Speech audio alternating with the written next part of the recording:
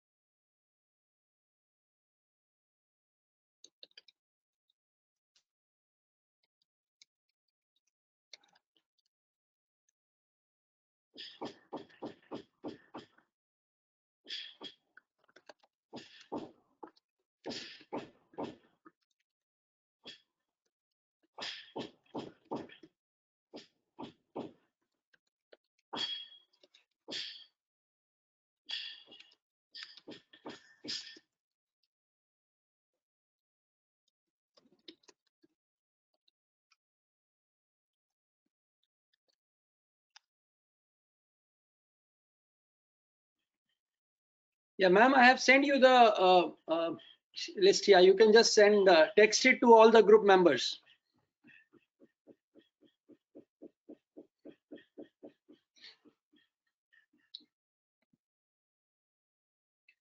So welcome Jaspreet Kaur, KK Jha, Mr. Gaurav, Madhavi Kolaru, Sanjeev Sharma. Ji all, very warm welcome to all of you in the wonderful session on teachers as learners.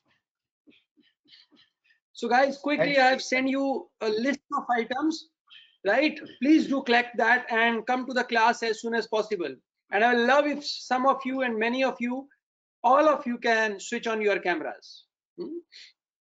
Though it is not compulsory, but yes, if you will switch it on, I will be able to interact better with you all.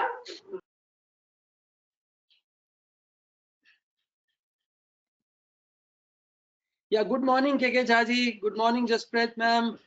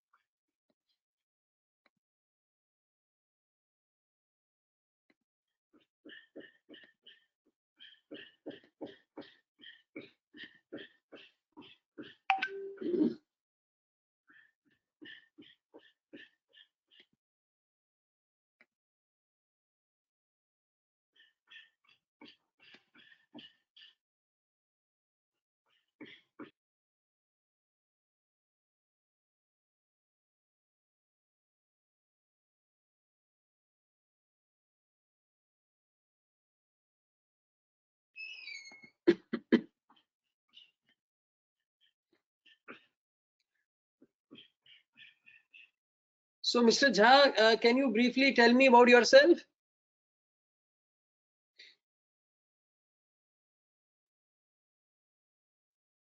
Mr. Jha, are you listening us?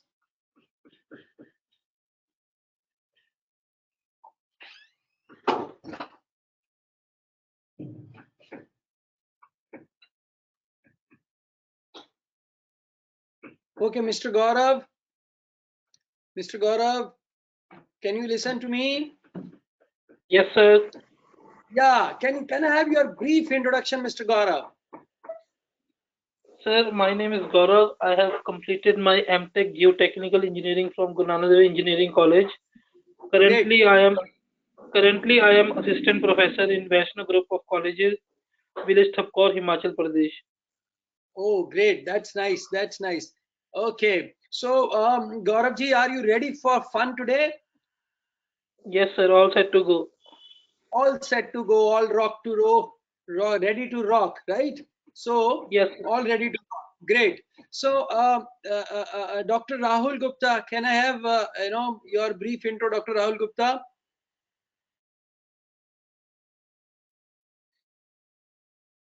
Hello. Ji. Sir, good morning. Good morning, Dr. Saab. How are you? I'm great. Thank you very much. Yeah, so we met last time also, I remember, right? Yes. So you are from Amity University, right, sir? Amity University, Noida. Noida, yeah. मेरा memory ठीक है अभी है ना? It's not that bad. Great. So are you ready to rock today? Sure, sir. Yeah. So can you say ready to rock in a voice, Yeah. your maximum voice? Ready to rock. ये maximum नहीं है doctor साहब आपका. Sir, the classes of my daughters are going on. Okay, that's good. So anyhow, so that should maybe you can excuse for 1 minute and say it a bit more loudly, slightly more loud. Okay. Yeah. 1, 2, 3, go. What was supposed to say? I forgot it. Yeah, ready to rock. Okay, ready to rock. Yeah. Great. So are you with the 3 things that I have requested every participants to bring? Yeah, the pen and paper. It was a white sheet, and then 1 pen other than blue, and 1 stationary item. Any 1 stationary item. Can be anyone. Okay. Gurjot Kaur Walia ji, are you there? Madhavi Kolaru, can I have your brief intro? Madhavi Kolaru.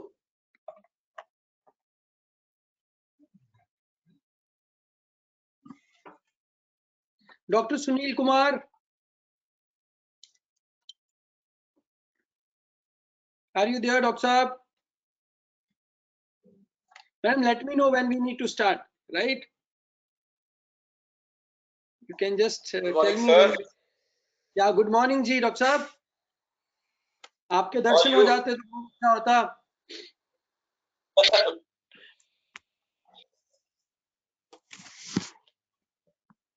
So can I have, are you ready with the 3 things?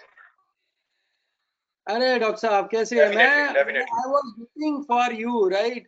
So last class I missed you. Nice to see you, sir. Yeah, last class I missed you so much. Right. Life is all busy.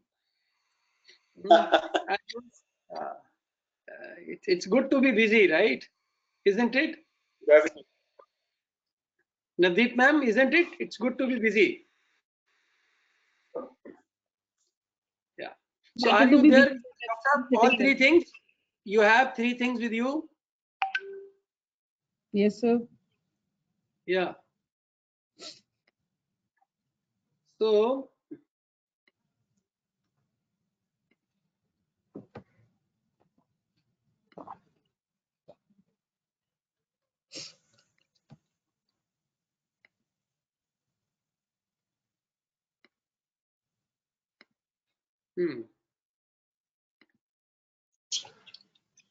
okay, great. So I hope all participants are with their material. I have given you 3 things. I have told you to have 3 things with you. So I suppose all are having 3 things with them. Yes, sir. Yeah, great. Dr. Nadeep, just let me know when we have to start, right? So that Let's start. Let's start. let's start. Okay. So again, once again, everyone, a very good morning to all of you, and I wish you very happy birthday, because today is first day of our rest of our life. So today I thought to make my session very unique, very different from the previous sessions, right? And this is one of the kind session I'm delivering today. It's going to be, very unique. Now, all of you, you are having one paper with you, right? So I would request you to put a dot on that paper. Just put a dot on that paper anywhere on the paper, put that dot, right? एक dot लगा देंगे paper पे, and if you can show it to me, it will be great, right? Otherwise, just keep the paper with you and put a dot on that paper, anywhere on the paper. You can put it in the center. You can put it anywhere. Yeah, Dr. Rahul Gupta, very good. And Gauravji, yeah. So no, sir, I don't want this sheet. I want A4 white sheet. If it is not there, you can just take out one paper. I don't want you to have the whole copy notebook. It should be one A4 paper only, specifically. Plain paper, preferably plain. If not plain, you can take any page from the book also, from the copy also.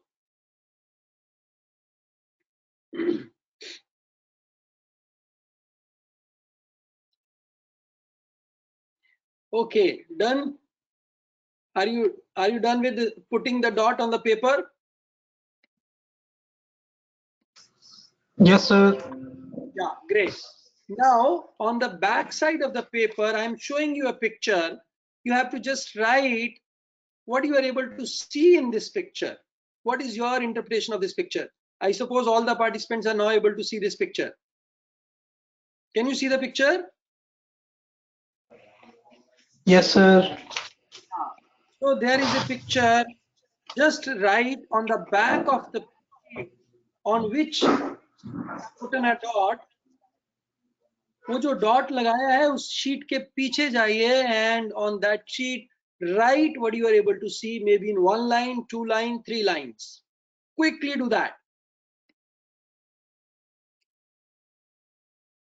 Once you are done, you can just type in the chat box, done, completed, finished.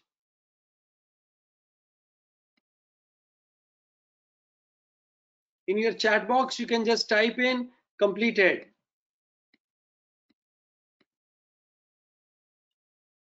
Dr. Shruti Agarwal, done. You have to write 1 line after seeing that picture that I have shown you. जो मैंने picture आपको दिखाया उस picture में जो भी whatever you could see in that picture, so that's what you have to write. Completed. Dr. Rahul Gupta, Dr. Navdeep, completed. Now, done, very good. Done or completed, anything would be good to me. So Jaspreet Kaur ji, done, very good, Jaspreet Kaur ma'am. We have to write what we see in that picture. Everyone has written what we see, what we saw in that picture. So I would first request Jaspreet Kaur ma'am to tell us what she has written. Madam, what do you have written?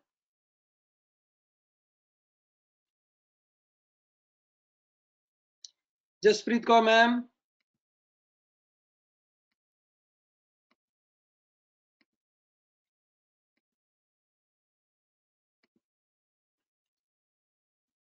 Can you just mention what you have written?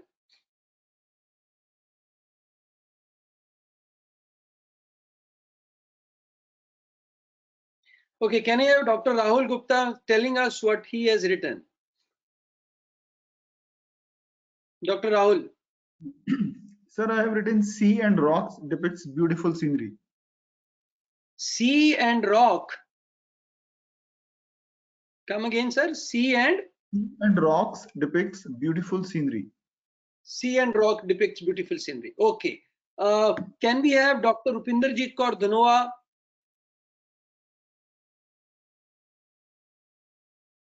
Yes, sir. Yeah, what you have written, ma'am? Sir, actually, I could see two pictures. One was with rock and sea, other was a child standing on his toes. So I'm confused which one picture you are asking. I want the caption of the picture which was with child and the toes up. Which was? Sir, sorry, I think there is network issue, so there is a trouble in your sound reaching to me. Okay. I suppose Sir, everything is you good are at asking my end. about That was the screen or what? The sea and rocks were the screensaver or what? This is enough from my side. It was a screensaver actually. Oh, I'm sorry, I saw that. Okay, I'll write It again for was that. a screensaver. The picture that I want. Okay, no issue. Yeah, this is the picture I wanted to show you. Yeah, I'll just try to share it again. So this is the Okay. picture I want to share Yeah, with yeah. everyone. Thank Right? you. Picture of yeah, right. So this is the picture that I suppose all of you are able to see now.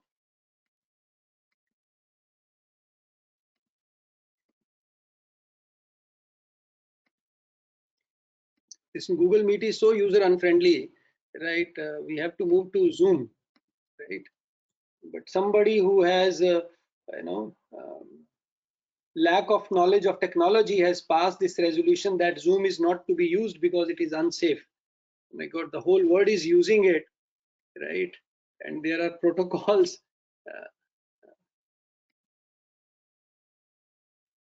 Anyhow, we can go ahead and with this, sir. Dr. Rahul, what is your reaction to that? Right, sir. The child extending his limits to get something. Okay, so now one thing coming out is that child is extending the limits. Okay, can we have ma'am Navdeep?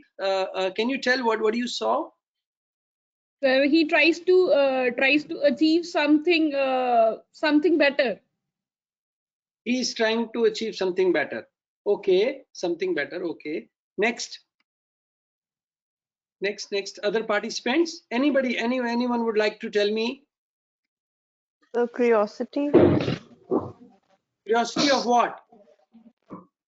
Curiosity to reach the unknown. Curiosity to reach the unknown. Okay. If I can ask you to, okay, can we have one more reply before I take it to the discussion Pushing the part? boundaries, sir. Pushing the boundaries. Very good. Very good. Gauravji, what you saw? Yes, my answer was also same, curiosity. Curiosity. Now you see, we all are different human beings. We saw the same picture, right? But our interpretation was slightly different. Everyone could see a child, right? Child trying to go beyond the limit. But some of you would have loved, the very picture itself, right? It's not necessary that thought came to our mind, but whatever thought came, it was different for different person, right? Because right now only 3 or 4 have responded, so we got 3-4 responses. Somebody said curiosity, somebody said extending the limit, somebody said realizing the true potential, right? Now what we saw was not what we are speaking. Try to understand this. What we saw is not what we are speaking. What was there inside our head is what we were speaking. हमने जो देखा वो नहीं हमने बोला. उस देखने के बाद हमारे माइंड में क्या चीज ट्रिगर हुआ, that's what we have spoken, because that was already with us. That thing act as only a trigger to do that. And in our life, what we need may not be the whole thing, may not be the complete knowledge, mean just one trigger. And the same applies to my student. Same applies to my student. For my student to excel in life, to become superhuman being, whatever you really want to them by the education, for that you need not install everything into that. You just need to give one small trigger. And with that trigger, you may call it ignition, you may call it inspiration, you may call whatever you want. So write down in the chat box 3 challenges that you face in this 2020. In the year 2020, in your lectures, in your teaching, what are the 3 challenges which were faced by each one of you? Individually, personally, don't talk in journal. What challenge you faced? Challenge number 1, challenge number 2, challenge number 3. अभी वो white page पे नहीं लिखना, उस पे क्या लिखना है वो मैं बताऊंगा आपको. Write it in your chat box. What 3 challenges you face or faced in year 2020 post COVID? challenges faced by you. Fatafat, let me see.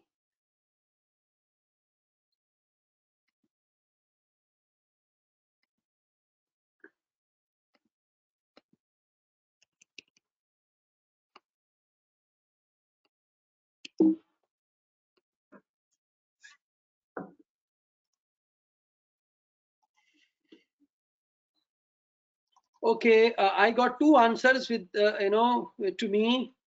Anil K Gupta ji, CGC private, yeah. Yep, yeah. You can send private also. You can send private to me also.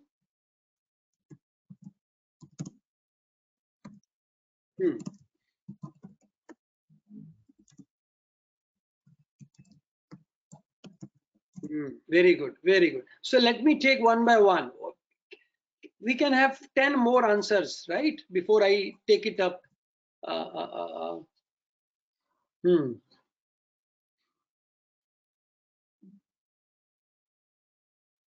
Very good, Richa Agarwal. Lack of empathy from most employers. Online issue, COVID plus family, social unmeetings. To make people, concentration issue, online issue, family, to make people understand seriousness of the disease. Connectivity, less income, less mobility. Distraction, failure, struggle, depression. Ensure mental presence of student. Checking responsiveness by the student. Protecting self is the biggest challenge. Great, great. I'm so happy with the answer. Let me But tell so you you. asked only about the classroom. Sorry to interrupt. You just asked the challenges you faced as a teacher in the classroom, in the online teaching scenario, not in general. In general, great, great. I'm so happy to see outcome coming in. First, let me take one by one. Let me take one by one. The first part is we were never so close to ourselves. Let it be facing the challenge of COVID. Let it be handling COVID for family. Let it be anything. I don't think that you would have felt so much close to yourself during this time. Now, one of the participants has rightly mentioned. I talked about the issue in teaching. But the moment we come, we say, okay, not only to teaching, but to my personal life also. That's more taking out my head. Learning number one, what I've shown you. आप वो नहीं बोल रहे जो आपको दिख रहा है, जो आपको सुन रहा है. आप वो बोल रहे हैं जो माइंड में occupied. Why many people fail to understand the question is because not because they are not good listeners, it's because what is occupied in your head. Right? I asked specifically about as a teacher, but still, because we are a human being, right? We are a human being. Anyhow, can everyone raise up the hands? सभी लोग हैं नहीं तो video पे नहीं तो मैं सबको बोलता, right? मैडम ही है और मैं भी हूँ. Ma'am, can we raise up the hand? Is it the best you can do? या बेस्ट जितना ऊपर हो सकता है, या और ऊपर, या छत पर लग जाना चाहिए, राइट? सभी लोग अगर वीडियो नहीं ऑन है फिर भी कर सकते हैं. नाउ मैं आपको एक जनरल ऑब्जर्वेशन देता हूं. Have you seen people in army? या ma'am, Richa Agarwal ma'am, can you raise your hands up? या मेरे पास एक और पार्टिसिपेंट आ गया, खुशी हो जाती है. Is it your best ma'am? Is it your best? No. Can you just stretch a bit more? Yeah. Yes. बस बहुत बढ़िया. Just 1% more. 1% more. Yeah. Every time we can stretch. Yeah. Yeah. So that is what I want to make you understand. You draw your limits. We draw our limits. How much we can do. हर आखिरी के बाद एक बार और. Anyhow, coming back to my discussion on what is a topic for today, what I talked, what are your three main problems, right? Professionally, I would say okay. Personally, I would say okay. combined, I would say, okay, let me take out personally, professionally before taking out personally. मैं filter कर लेता हूँ इसमें से, don't worry. Everyone agrees, handling internet connectivity issue, interacting with the student online, right? How many of you have faced this issue that connectivity is the issue? One of the 3, 4, 5. Connectivity is the issue. How many says yes, connectivity is the issue? Can you can type yes, why?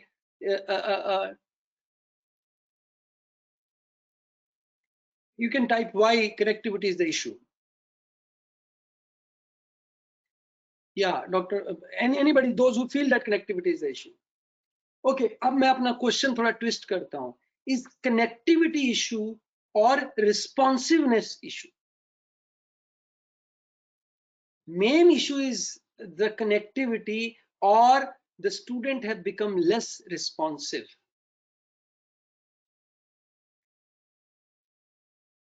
Right?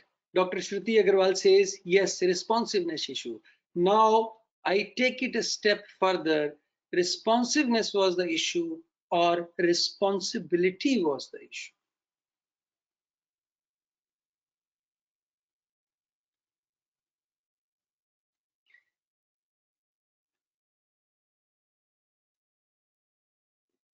Now, let me take to a harsh fact. थोड़ा सा ये harsh fact है, सुन लीजिएगा ध्यान से. हमारे सबके एक एक दो दो बच्चे हैं, 3 3 4 4 भी होंगे कईयों के, right? I think we have ensured, क्योंकि हमारे बच्चों का भी क्लास ऑनलाइन चल रहा था. We, not as a teacher, as a parent, right? हमारे बच्चों का जो क्लास ऑनलाइन चल रहा था, उसमें कनेक्टिविटी इश्यूज नहीं आने दिया.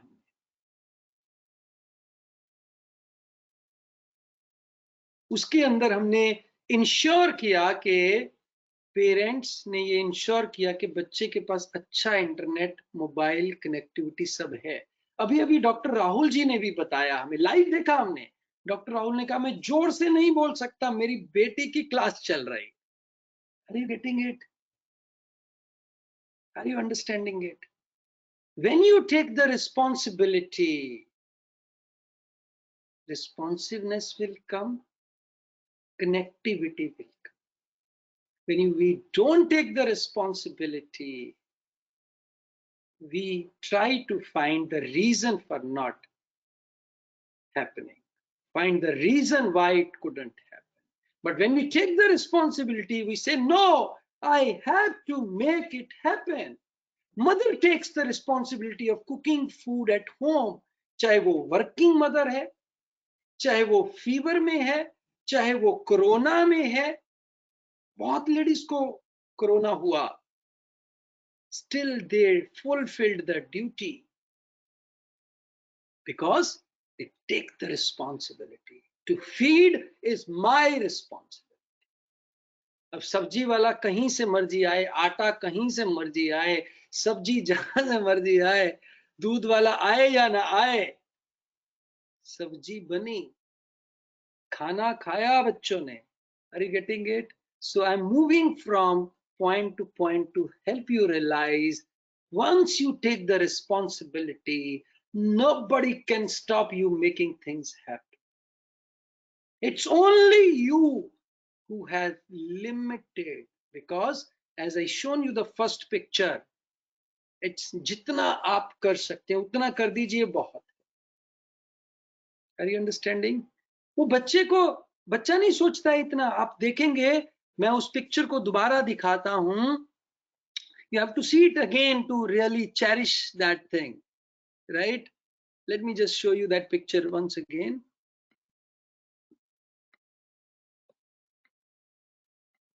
Just a minute.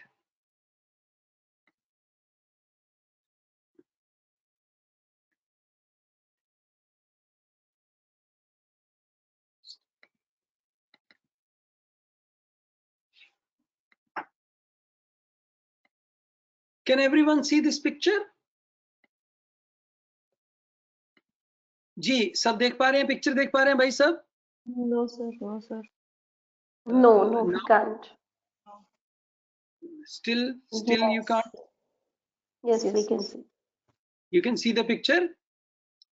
Can you see the difference between the 2 feet? दोनों पैरों में फर्क नजर आ रहा है आपको? What is the difference?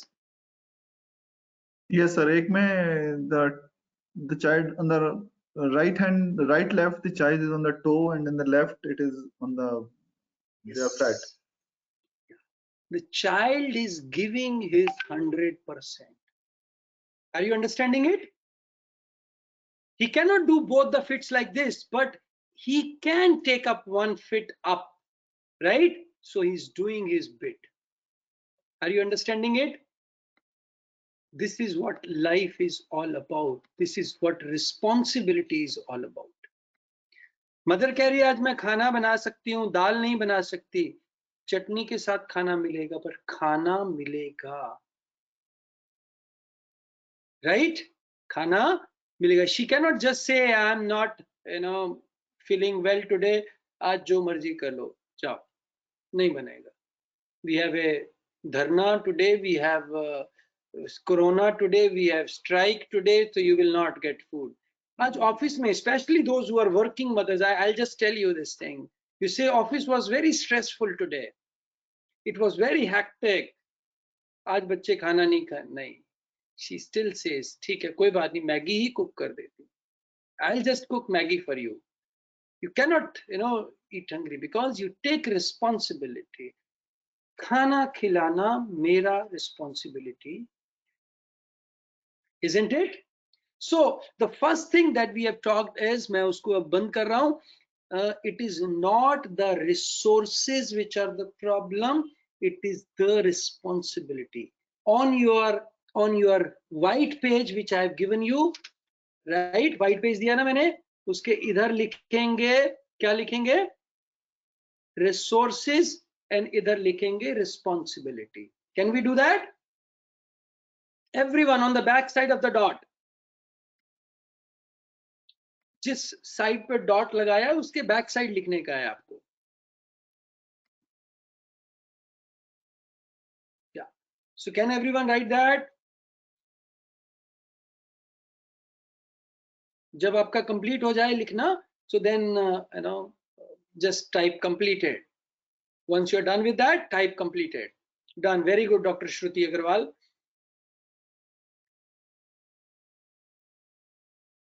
Very good, Gaurav ji.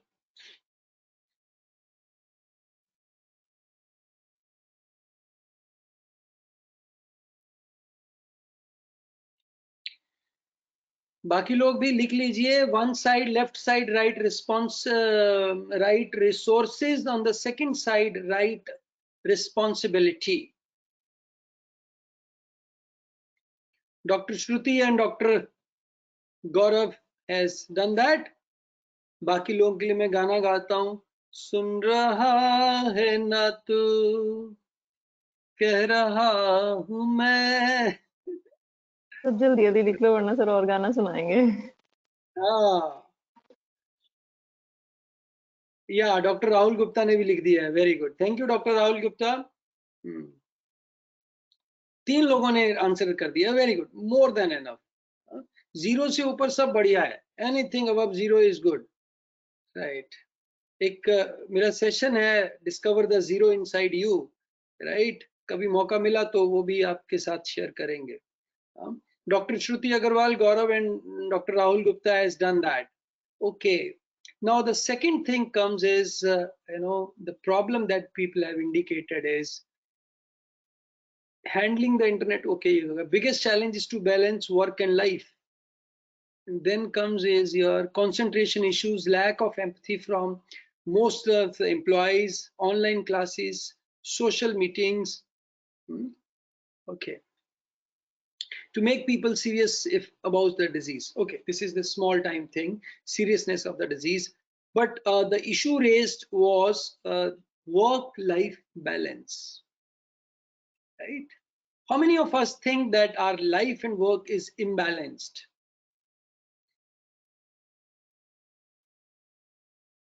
Work and life is imbalanced. कितने लोगों को लगता है वर्क और लाइफ इम्बैलेंस्ड है हमारा?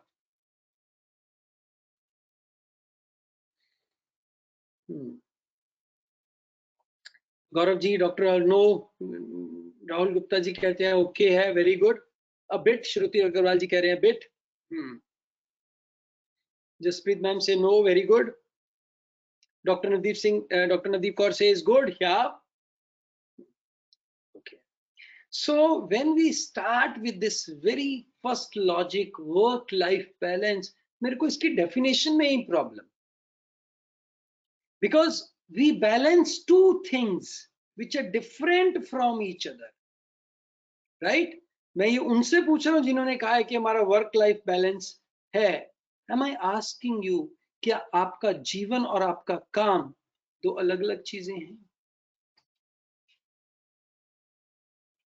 Is your work different from life, or it is a part of life? Tell me, क्या हमारा काम हमारे जीवन से अलग है या उसका पार्ट है? Part of life. Are you understanding? Isn't it an intrinsic part of our life? अगर मेरे जीवन में 24 घंटे हैं हर रोज, उसमें से 8 घंटे सोने के निकल जाते हैं। 8 घंटे मोटा मोटा आप अपने वर्क को दे रहे हैं, right? So the part of life which is very important, why you think it is a different life is beyond your work? That's where the problem is. Venn diagram पढ़ते हैं ना सब लोग? So if this is my life and this part is my work, right? So this part is still life, but this is also life, no? So what is this part? Non-work life? What? Can we define this thing? What is that part of my life which is not work? Write me the answer. Part of my life which is not work.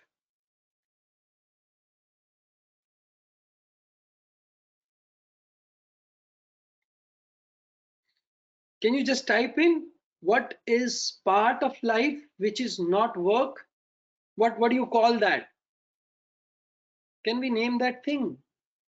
जीवन में जो चीज part नहीं है काम का, which is not a work, what is that?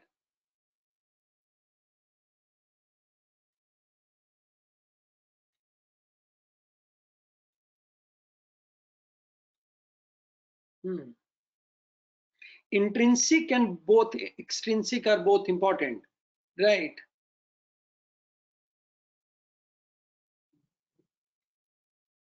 Yeah, very good answer, Dr. Shruti Agarwal.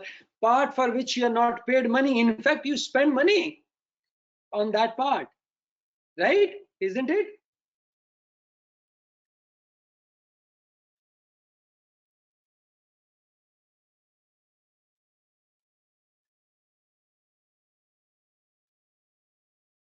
So can you spend, you are given, yeah, the opportunity cost is high in that case. Absolutely. Now we are talking,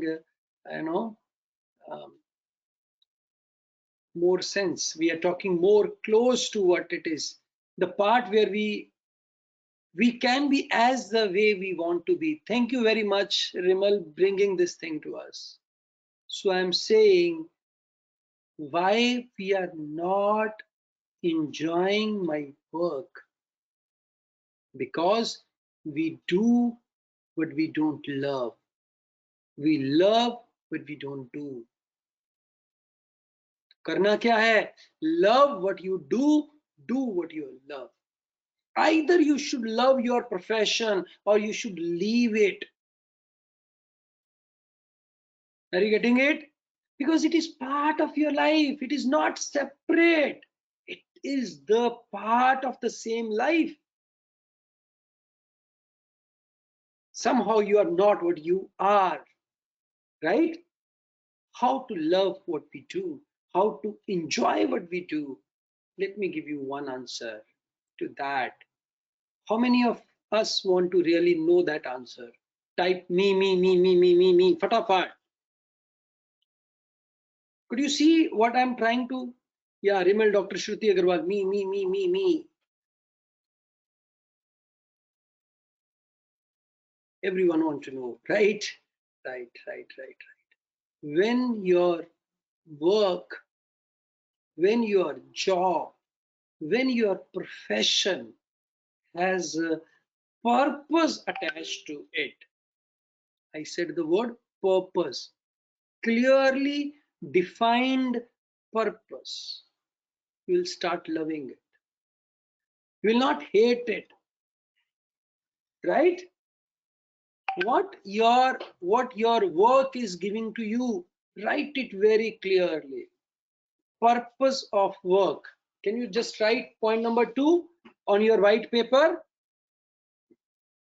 Purpose of work.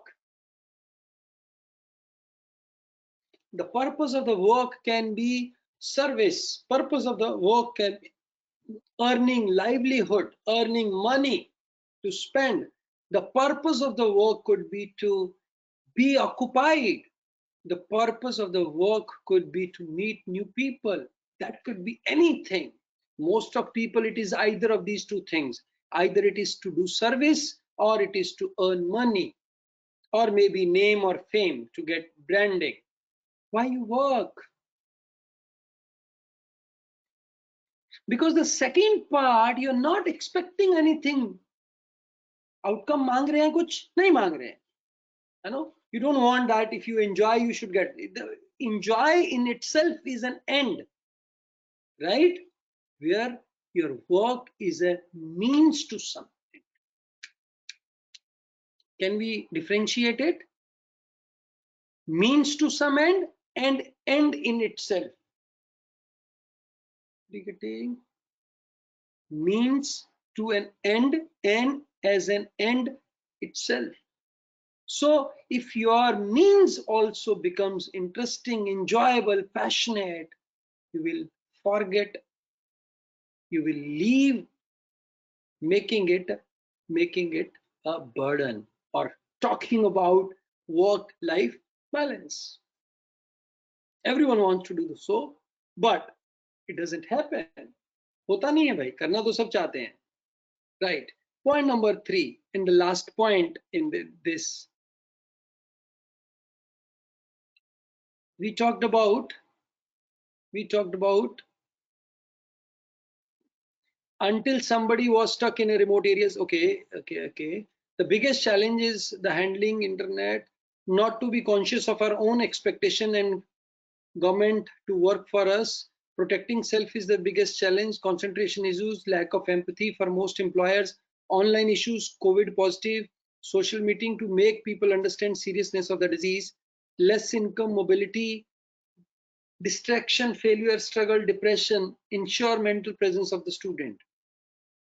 I couldn't find, third biggest problem, checking responsiveness by student child raising himself. Okay, so third point, I'm attaching it from myself, which you can write on your screen, is third point is how I increase my usability, my utility to this whole show. This whole show, I call it a show. From birth till death, there is a show. So this complete show mein how you can increase your utility. Utility for your family, utility for your friends, utility for your job, utility for this society, utility for this nation. So these are the 3 things that we talked about today, about how individuals can improve their personal life and be better in there. Because if I say I have a problem, it means I am looking for the solution to that problem. Okay, let's do the activity number 2. Activity number 2.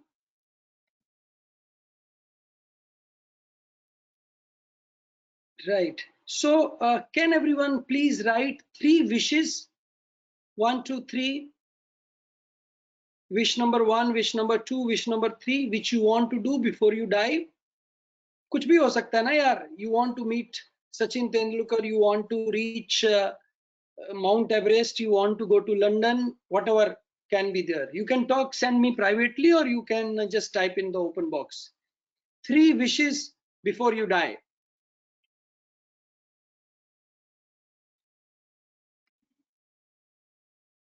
Dr. Rajesh Gupta, Dr. Rahul Gupta, Dr. K. Balaji, Dr. Sunil, Gurjot Kaur, K. Jha, Madhvi Kolri. 3 things you want to do before you die.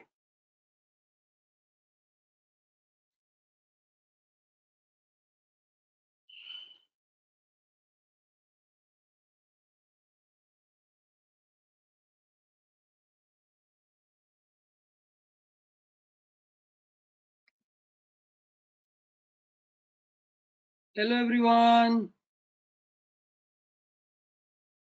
Somebody there?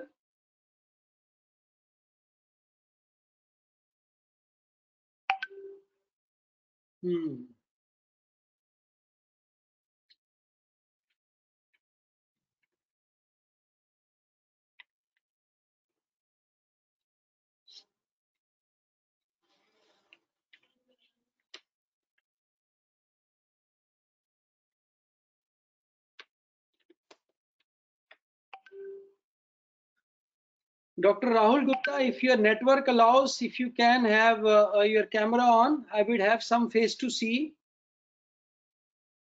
Very good. Visit Europe, Kailash Mansarovar, very good. बहुत distinct wishes हैं doctor साहब, but दोनों सही हैं, right? दोनों सही हैं. और मैं ये प्रे करता हूँ कि ये जल्दी पूरी हो जाएंगी आपकी, right? In fact, I also want to visit Europe and inner peace to have my goal. Gaurav ji तो सीधा Maslow hierarchy theory के end पे पहुंच गए हैं. Very good. I wish that when I remember my story on the last day, it seems to be fully lived with all virtues. Wow, wow. Dr. Shruti Agarwal, I must say you are very good articulator. आप बहुत अच्छे से articulate कर पाते हैं जो आप कहना चाहते हैं. Right. So one more.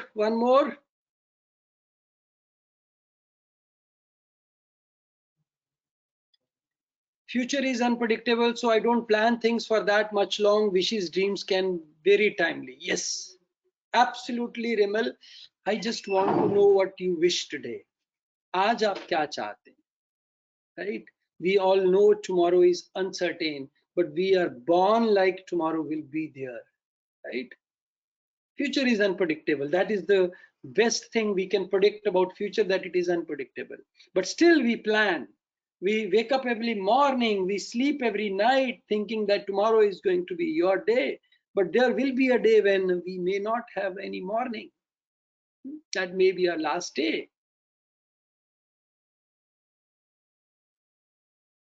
So next activity, I just want, maybe 1 or 2, 3, whatever number of people, they can, just switch on the camera for the next activity, because in that next activity, I need to see what you are doing, right? The last activity. Can some people switch on the camera so that we can do that activity with them? Yeah. So इस activity में आप मेरे को नहीं देखेंगे, मैं आपको देखूंगा. Right? This is how it's going to work. And I want all of you to close your eyes when I say, but I want to see your faces. So Dr. Navdeep has come forward. One more person, one more.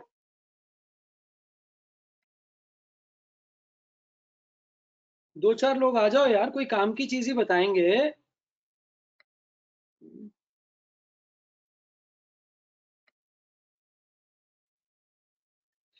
बड़ा challenge है वैसे.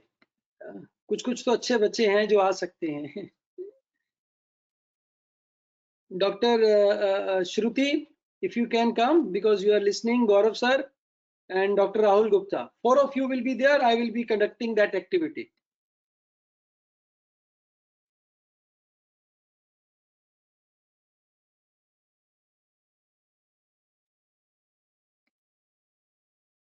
Yes. So I want to see your paper sheet or wherever you have put in the dot. जिस sheet पे So is आपने my dot screen लगा. visible? Am I? Can you see me? Yeah. Yeah, ma'am. Actually, I'm not able to see your video. If you can see it, that will be great. And So yeah, around this dot, can we have 3 circles? जैसे मैंने बना के दिखाया आपको. Can we have 3 circles around this dot? No issues. I made a dot on the corner. Third image. 3 circles. Okay. So very good, Dr. Saab, very good, ma'am. And you can put it in front of you. नीचे आपके नीचे रख लीजिए इसको. Now for next 5 minutes, you have to close your eyes. Whenever you open your eyes, you just look at these 3 circles and then again close your eyes. Right? Can we do that? Yes, sir. Yeah. So I have 2 participants. No worries. अभी मैं बोलूँगा. I will give you the instructions to close your eyes. Then you can close your eyes. Then you can open your eyes. जब जैसे जैसे चलेगा. ठीक है doctor साहब? Dr. Rahul and Dr. Navdeep. Can I see both the hands up like this? Yeah. Dr. Rahul.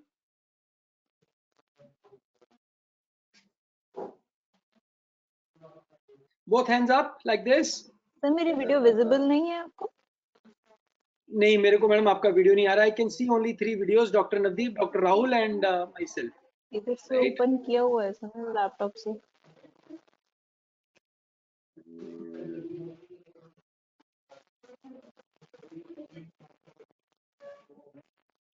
View everyone किया मैंने यहाँ पे. Okay, we have done view everyone. Okay. Okay, no issues. You can do it yourself. Okay है. जो लोग नहीं video on कर पा रहे हैं, they can do it. जो नहीं भी करना चाहते हैं, it's okay. I am going to take this activity for 2 of our good students, very regular student, Dr. Rahul and Dr. Nadeem. I think you should be doing this, right, sir? Dr. Rahul, can I see both the thumbs up so that I can start? Yeah. Okay. Okay. So whenever you feel like opening your, opening your eyes, you open your eyes, look at this circle, then again close your eyes. Right? Can we start? So here we go. As I said, you can close your eyes, you will enjoy it better. So as I see, today is maybe 40th, 50th, 60th year of my life. Today is, some year of my life. I came to this universe, this earth, this planet, this very much country, state, on X date, Y month, Z year, at some time. Right? Keeping your eyes closed, you joined some school, your childhood, you have your siblings, some childhood memories you had. And there was a day when you went to school first time, keeping your eyes closed. Don't force anything. If something coming to you, good. Not coming, it's also fine. Then going to school, maybe shifting the schools, higher education,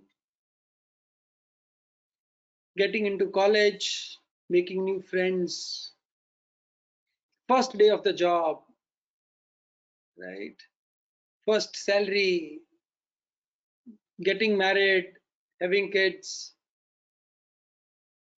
Different scenes are coming in front of my eye, and we are doing so many things in our life. And today we reach 14th of December 2020, after fighting with corona period, I am here with all my energy, with all as a living human being. But in future, after X number of years, I may not be there in this universe. There will be a day that will be my last day. As we will have last day from our work, we will have a last day from our life also. Keeping your eyes closed, see yourself, see on the circle and the dot inside that. Then again close your eyes, see that dot, close your eyes. You are like that dot. You are like that dot. You will be there in your family for good period of years, but after that there will be a day when we have to say goodbye. On that day, I will be like this small dot in my room, drawing room, bedroom, hall, wherever you imagine. They will keep you, जहां भी रखेंगे आपको, on ground. They will not put you on bed, they will put you on the ground. And then there will be one circle, first circle. Don't open your eyes, just imagine it. The circle of the people who are very close to you, who will be in your first circle, and they all shall be crying, feeling really bad because they really loved you. आपके दोस्त, आपके बहुत close वाले दोस्त, आपके family members, बच्चे, grandson, granddaughter, they will be really feeling bad. Maybe your close relationships.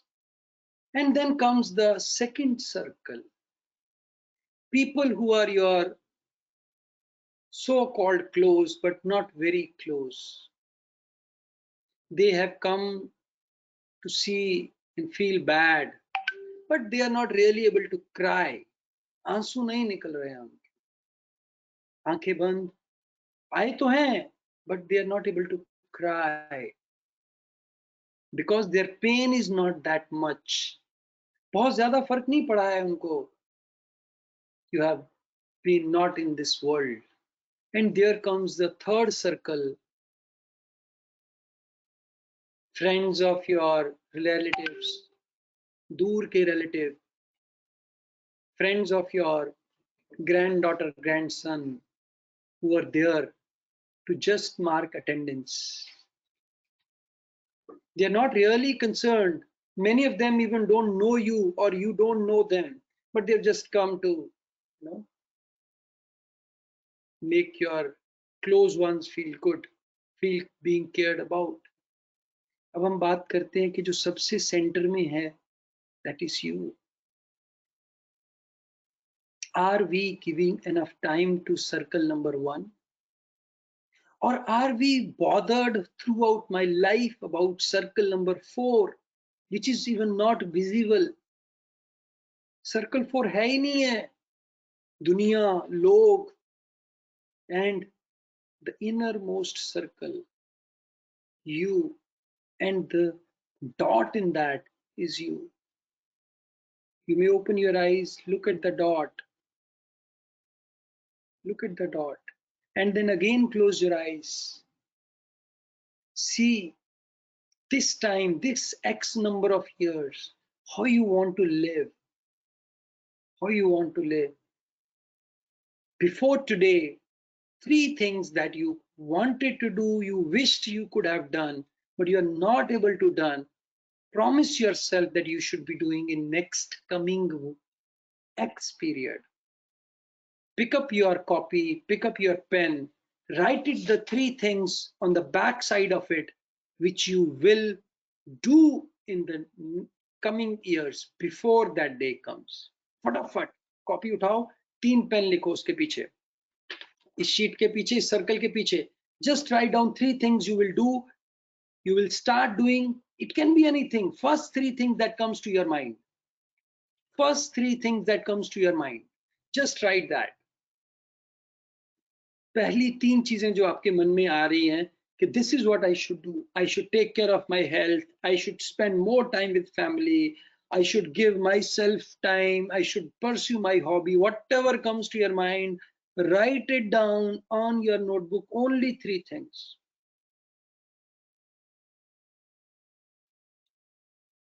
You can relax. I have kept it short. This is very intense exercise.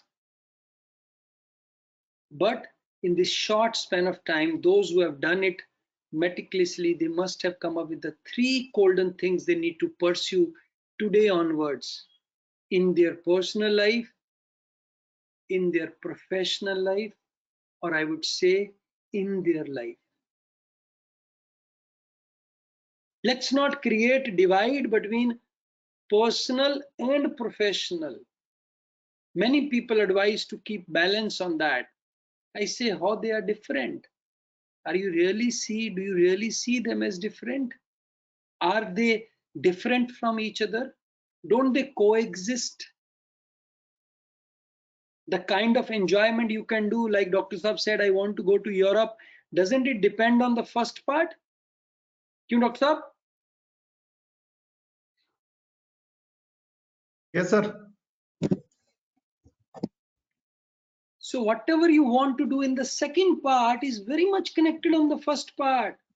तो दोनों को अलग अलग से नहीं कर सकते हैं. Right? Now I leave it to you. My 1 hour is over. 30 minutes for question answer session. Anything, any topic of your choice, you can type in the chat box. You can ask me straightforward. We will have discussion. We will have, I will try to give my answer. You can also add on to that. But it should be your question, your own question, which you really want to ask, which you really seeking answers. I may try to answer that. G.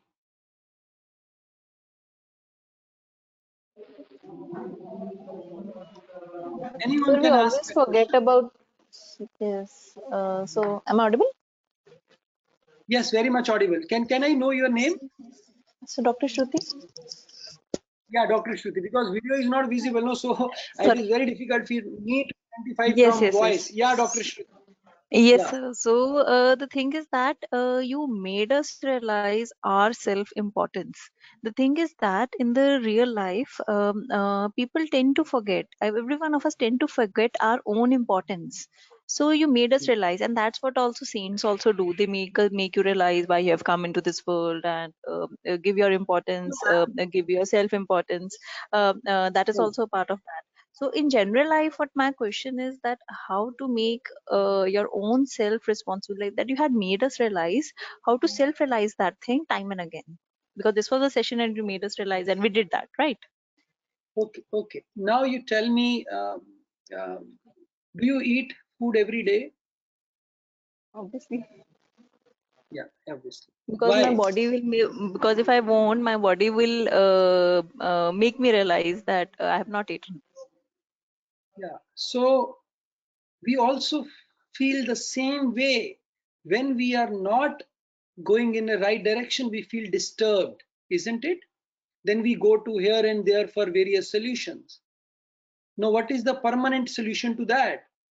If for food, you have made some solution, no? Right.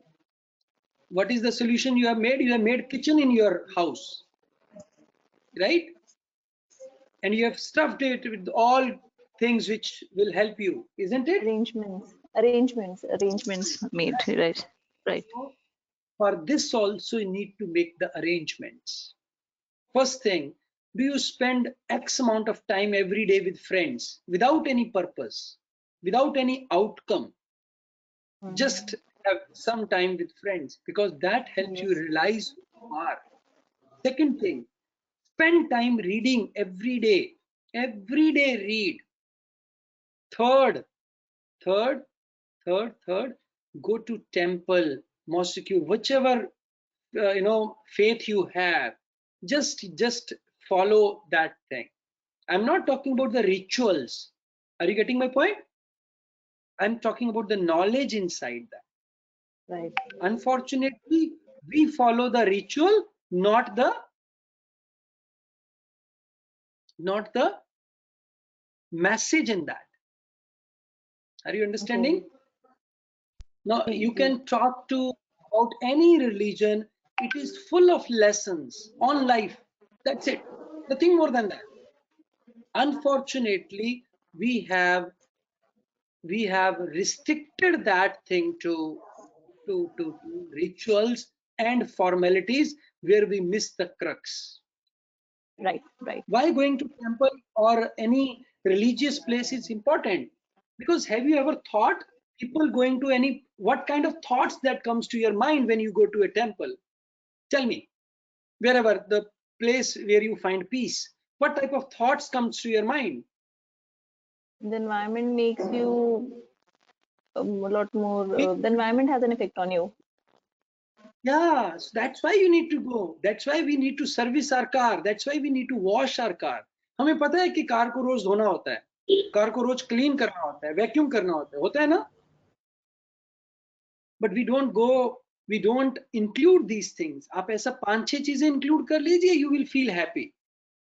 आपके ऐसा नहीं, मुश्किल नहीं आएगी. Problems will come to you, but you will learn how to live with the problems, how to take it, understand it. Okay यार ये ठीक है, निकल जाएगा problem. I'll give you one anecdote, Dr. Shruti Agarwal. ये पुरानी मैंने कहीं सुना था, थोड़ा relevant है. जी जी. भगवान राम जो है ना, it's like you can take it him as a character in one this मतलब जो आप उसको कैसे भी ले सकते हैं. एक कुमार विश्वास का बहुत अच्छा है, अपने अपने राम के नाम से उनकी वीडियो है, तो it is from there. I have heard it here. He says this person is not getting too much happy while attaining the he becoming the king, and he doesn't become too sad by being denied from being a king, right? So this is how you try to understand that person, how that person worship his nature. समझ रहे हैं ना? जब उन्होंने गंगा को cross किया तो उन्होंने उनसे परमिशन मांगा, right? It's like not basically you attach XYZ thing, you understand the nature. कुदरत कहते हैं ना हम जिसको, तो कुदरत को हम कैसे रिस्पेक्ट करना शुरू करते हैं, things will come to you, right? और मैं इसको बहुत ज्यादा तो नहीं कहूंगा क्योंकि we all struggle in the same way, but yes, there are cures and you should try all. कहीं ना कहीं तो रास्ता मिलता ही है. चलिए क्वेश्चन नंबर 2 जी.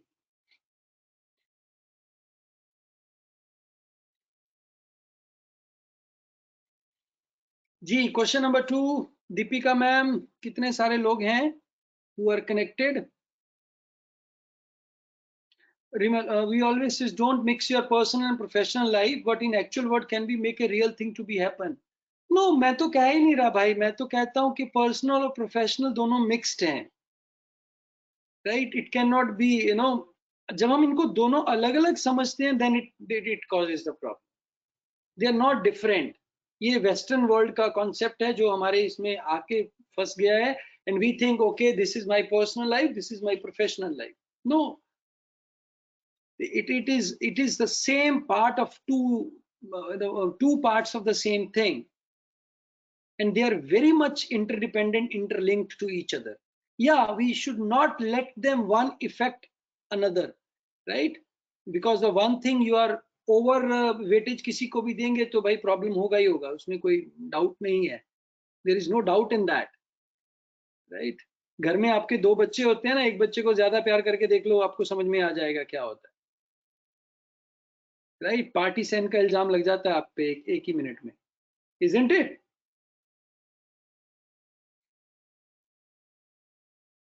Next question, doctor Sonal Purohit, कहां से हैं डॉक्टर साहब आप?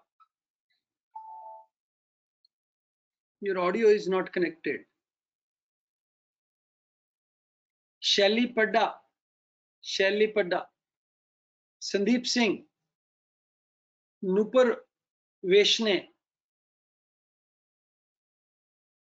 Madhavi Kulru,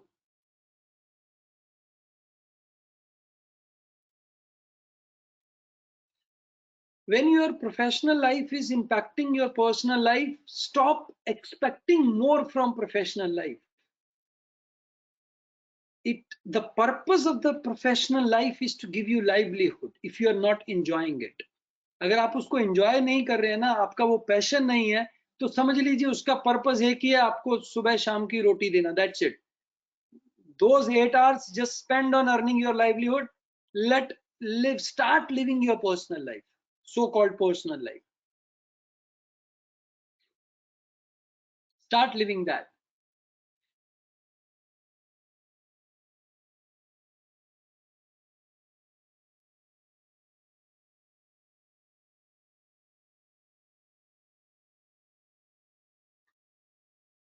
Gee, any other questions?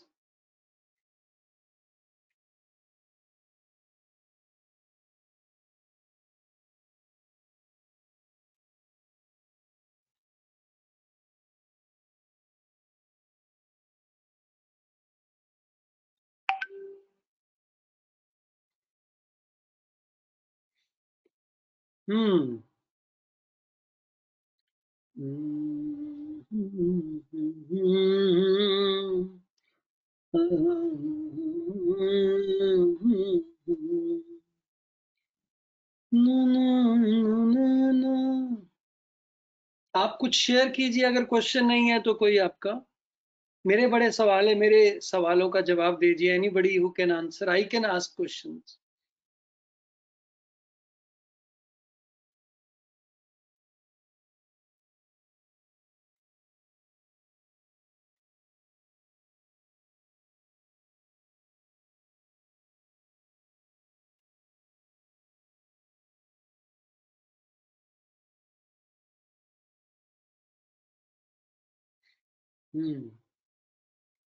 एक सवाल तुम करो, एक सवाल, ऐसा गाना है ना, पर यहाँ तो कोई है ही नहीं है.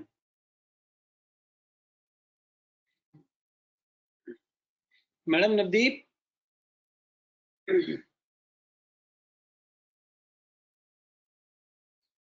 हाँ जी सर. मैं थोड़ा ये क्यूरियस हूँ कि मेरे सेशन में ही ऐसा होता है या सभी सेशंस में यही चलता है? आप रिकॉर्डिंग ऑफ कर, Sometimes recording of, we are maybe you can having switch off the recording and then we can talk, right? This conference will now be recorded.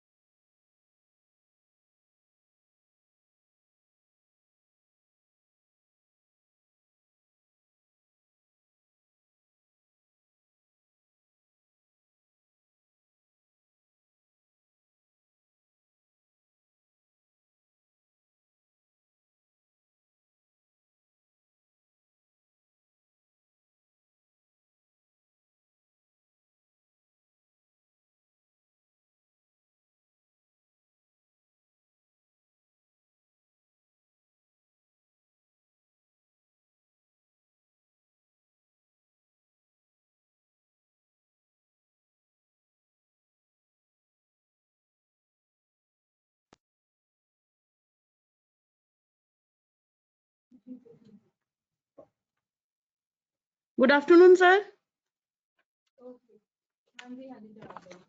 I'm audible, sir. Hello. Good afternoon, sir.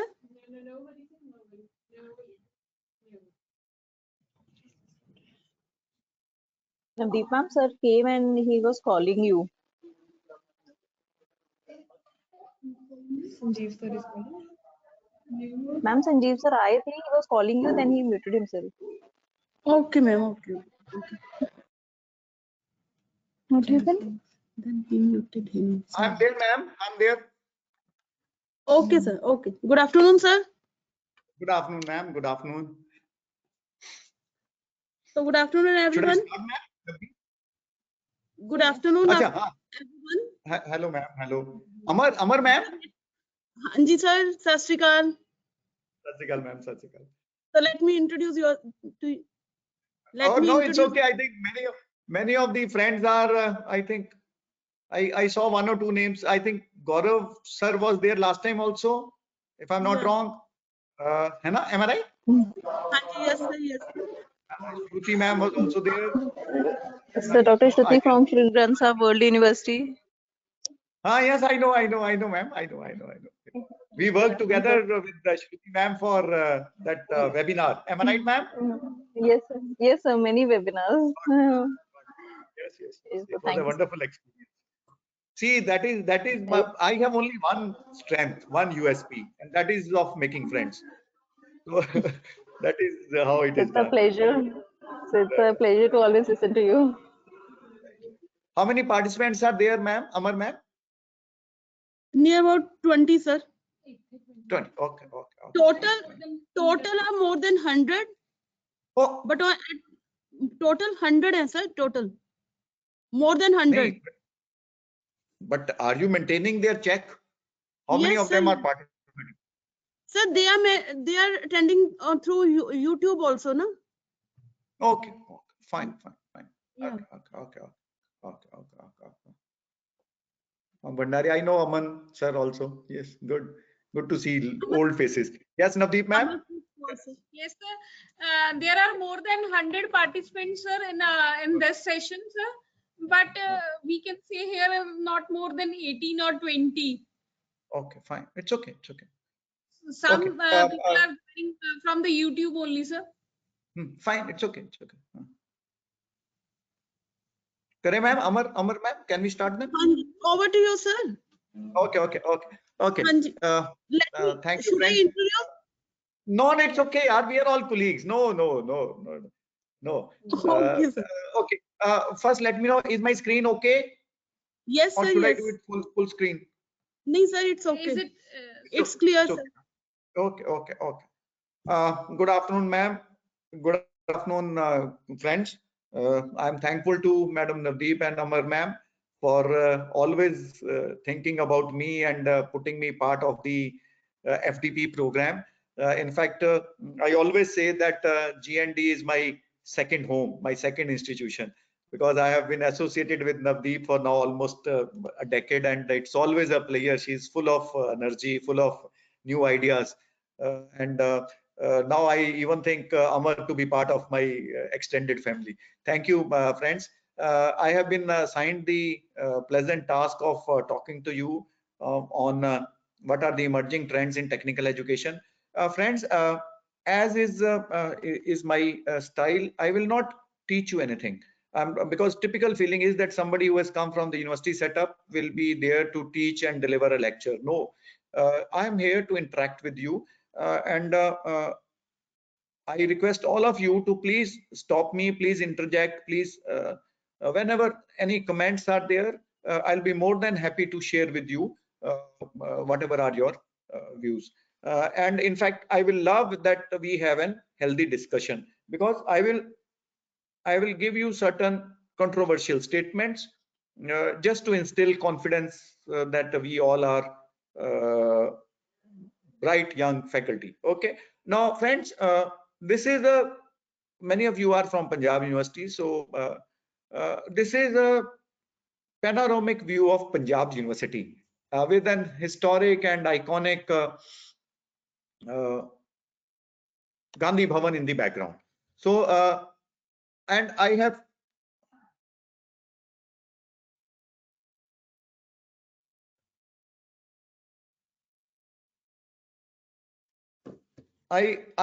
what I will do is that I will give you certain points for intersection so that we all can come to some conclusion. Now, what is my outline of presentation? Just give me 2 minutes. I will. It's creating problems. Now, I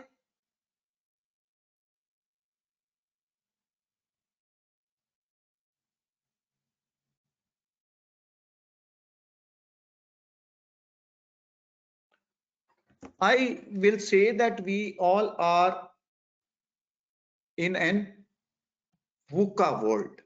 Many of you may be having an idea of what VUCA is. This particular term VUCA is considered to be the new normal. This term, the new normal, was coined by our beloved Prime Minister. He used it to describe the scenario post-COVID, and he said this is the new normal. And in this, I'm focusing on teaching and research, because I feel that teaching cannot be isolated from research, and research cannot be in isolation of teaching. You cannot teach unless you are giving them the latest in terms of research, and you cannot research unless you know the basics of academics. So teaching and research must go interconnected, must go simultaneous. And second, they are all interdependent, right? Research adds to teaching, teaching adds to research, giving new ideas, new hopes, new horizons, so as to develop an interdisciplinary environment. Okay. And then you must also, in technical education, must also focus on ensuring that you have some industrial orientation. I will pose a question to all my participants. That question is, should I teach what I know, or should I teach what my students should know? You understand my predicament? I have done my post-graduation in 1994, a cool 26 years back. Even if, in 1994, I read a book which was published 3 years back. So that is 1991. The author took 2 years to write that book. So that means 1989. And I am to teach in 2020. A clear 31 years gap between what was the scenario when the author started writing the book to what I am teaching today. And I am being very blunt, honest. Am I right? Dr. Sunil, am I right? Vaibhav sir, am I right? Nupur ma'am, am I right? So what are we doing? I am teaching what I know. But my students will say, sir, no. Please teach what I need. Fine, agreed. I should teach what my students need. What will that require? That will require two things. An idea of what industry requires.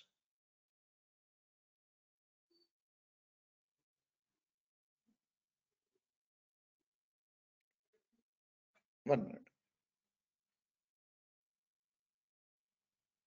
Idea of what industry requires.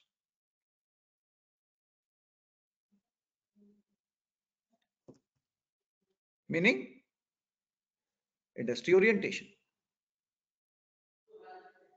Second,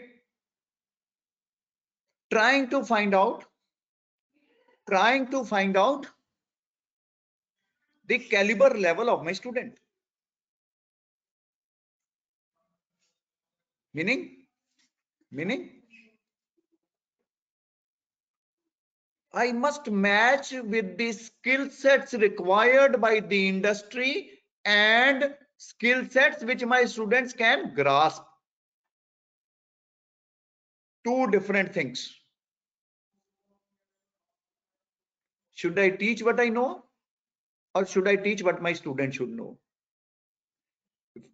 Even if I agree with Sandeep sir's point that I must teach what my students should know, I still have two dilemmas. Should I teach to enhance his employability quotient, or should I teach to make him think differently?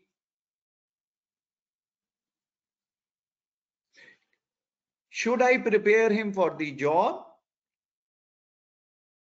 or should I equip him in such a manner that jobs run after him?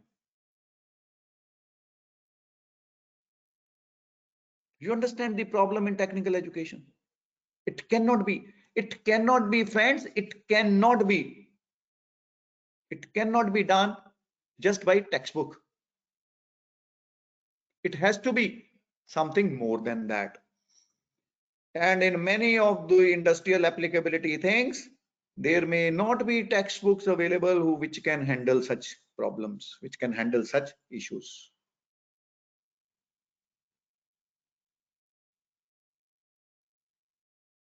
Am I clear? Yes? Any questions? Please? Any questions, please?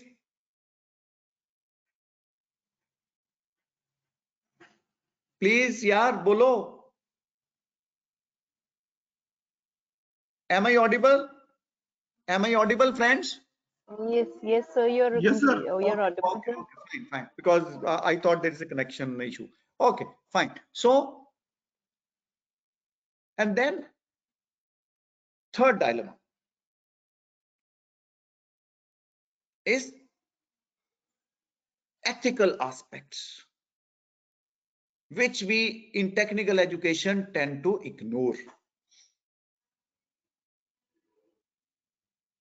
I don't think there is anything except a 2-credit course in the first or second semester on moral values, which is a stand-alone non-credit course in many of the universities. Stand-alone. That means just get 2 credits and it will be shown in your DMC. I call it as a balance sheet. It's more of a balance sheet, but it does not reveal anything. So friends, how to ensure that in technical education ethics form center stage? You will say, where is the need? You will say, where is the need? Friends, why we worship Tata Group? Why we have highest level of respect for Narayana Murthy ji? Why you will never ever find any controversy with Wipro? Why? Because these are the companies which are run on ethical lines. And please remember, none of them is any less profitable than in some of the big companies. If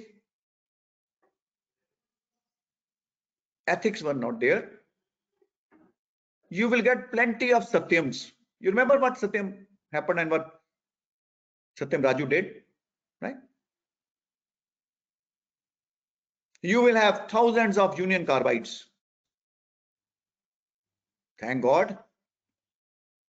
There are Tatas and there are Murthis and there are Premjis. There are Birlas who keep the flag high. So technical education needs refinement by making ethics as a pivot, because unless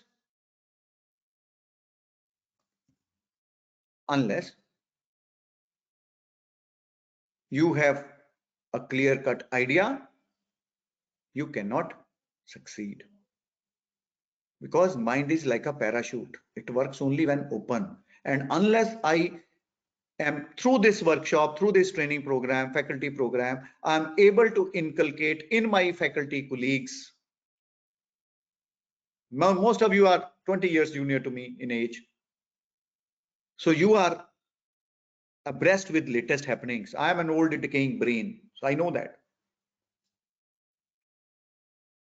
But one thing is very clear.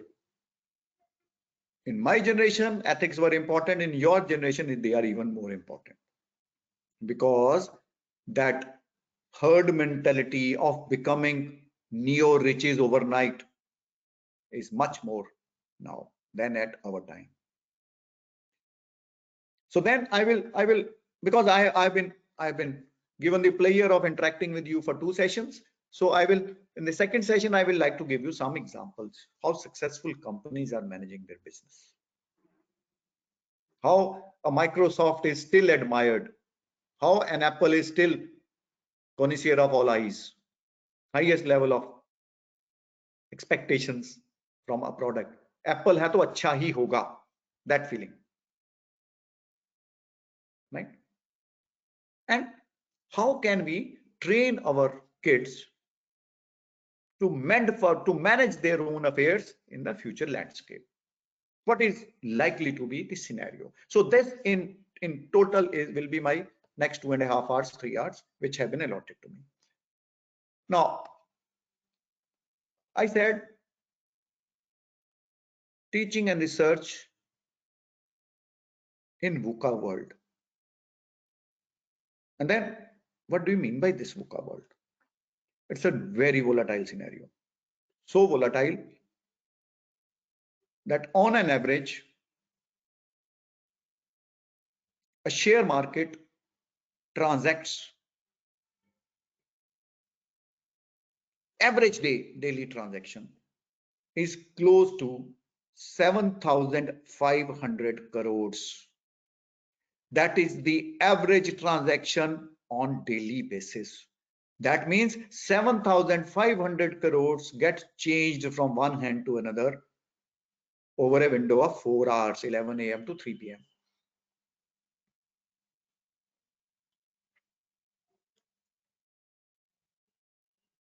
And please remember, when Dr. Sunil gets share of 7,500 crores, it is somebody like Weber or Deepika or Shelly who is losing out, because money can neither be created nor destroyed. It can only change hand. Am I clear? So friends, when I'm working in a volatile environment, things are very uncertain. So uncertain that we do not know how will we handle it. It was okay when I was living in an isolated world, when there were trade barriers, when there were trade restrictions, when there were travel restrictions, when modes of communication were not as powerful as what Amar ma'am and others are working on. Today, life is very complex. Today, the scenario is so complex, interconnected, that you can't make out. And so you have to keep abreast with the latest. Who would have thought, friends? Welcome, Dr. Rahul. I think you were there in the last training program also, Rahul Gupta ji. Am I right, sir? Yes, sir. Yes. Good afternoon. Good afternoon. I could. Good afternoon. Sir, namaskar, sir. Namaskar. You are my colleague. You are from MIT, na, sir? You are from MIT Business? Yes, sir. MIT Business. Yes. Wonderful. Wonderful. So, friends, why it is so ambiguous? Who would have thought 10 years back, when we were students, 20 years back, that IIT Kanpur, IIT Madras will file an application to start an MBBS course? Now, this is beyond logic to me. But they have done it. They are planning to start a course on telemedicine. So that means they will give a competition to AIMS and to PGI and to PGIMS, to Sanjay Gandhi Medical College. Am I right or not? Because they have brainy people. So you understand how thin the boundaries which we have created for ourselves, that I am a civil engineer, and I am an electronic engineer, I am a computer scientist, how vague those are. They are not what we presumed.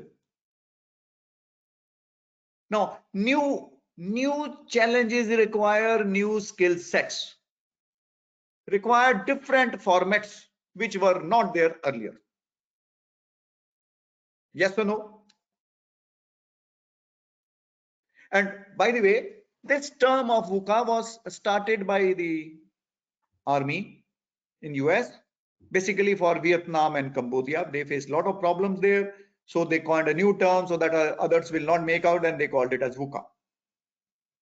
But now it is increasingly being used in education and right. It is basically to identify strategies so as to reduce the impact on organizations. So that is the broad domain under which it is used. Fine. Then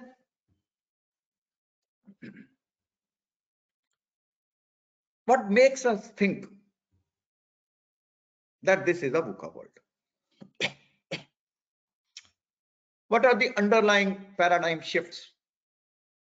Those shifts which we need to account for, which we need to ensure in our participants.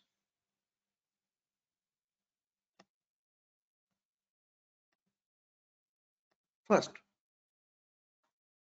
one thing which this pandemic brought in was that it made all of us somewhat tech savvy. I'm not saying fully tech savvy, but somewhat tech savvy. I don't know about others, but I will only speak about myself. I thought there is no replacement for walk, talk, and chalk. Going to the classroom, having eye contact with the student gave me a different kick, gave me a different feel that I'm alive and kicking. But friends, now I am addressing 100 plus participants. Except that I had heard this name in my previous style, this thing. I don't know anything about them. And still, I am in touch with them. I have never met Madam Shruti, but I'm so close to her without ever having met her. I have heard a lot about Dr. Rahul, although this is my second or third virtual meeting with him. So that means, friends, we are moving to a trend where there will be virtual classrooms. Under the MOOCs platform, under the SWAYAM platform, best of the IIT and IIM professors are literally available to me. I pay for their course. Last week, I heard a lecture of Professor Raghuram from IIM Ahmedabad on logistics.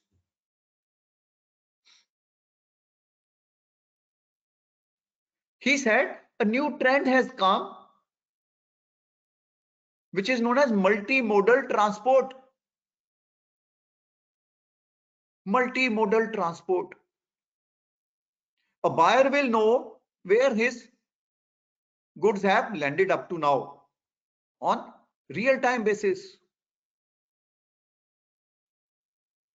If you get your goods transferred, which suppose you have been transferred and your goods have landed somewhere, they give you an option to find out where it has reached just now.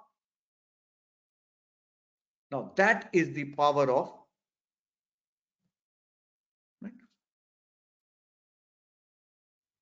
the technology. So that means flexi timing, flexi scheduling, flexi examinations, everything flexi. And under the new education policy, I was just reading through. It's a very wonderful training program which has been designed by Dr. Navdeep and Professor Parampal Singh ji. You can find almost in the new education policy that everything is student centric. You have bank accounts. Similarly, you will have an academic bank account. Credit transfers. Credit transfers. From one place to another, one session to another, you can come back. You will have so much flexibility, even if you are doing BTech, but your interest is in music, no problems. You take 2 credits from music, no issues. So you have a core, you have an elective like this. And now under virtual classrooms, even that thing is not important. Why? Because you can even get a credit transfer from Arpit or Swayam or any other platform. You understand how things are? We in any way ready with such things? I'm talking of technical teachers. We all are technical teachers in one form or the other. Second, global communications. Friends, just ask yourself, what are the 3 major time wasters? WhatsApp, Facebook, Twitter. Maybe you add LinkedIn in it and whatnot. Social media. So in a particular room, in a particular home setting, husband is playing on his own mobile, wife is playing on his own on her own mobile, the kids are doing their own. Sitting in the same room, we are far away from each other, but very well connected with my friend in San Francisco, very well connected with my friend in Wellington. So I'm globally connected, physically distanced from him, even if he or she is in my room. You understand the power of technology. It is a great enabler, but at the same time, it is a great disruptor. Great disruptor. So you need to find a new way of managing the technology. New way to manage the technology. Third, integration of economies. So that means, and this is a real challenge to my friends, those who are into engineering.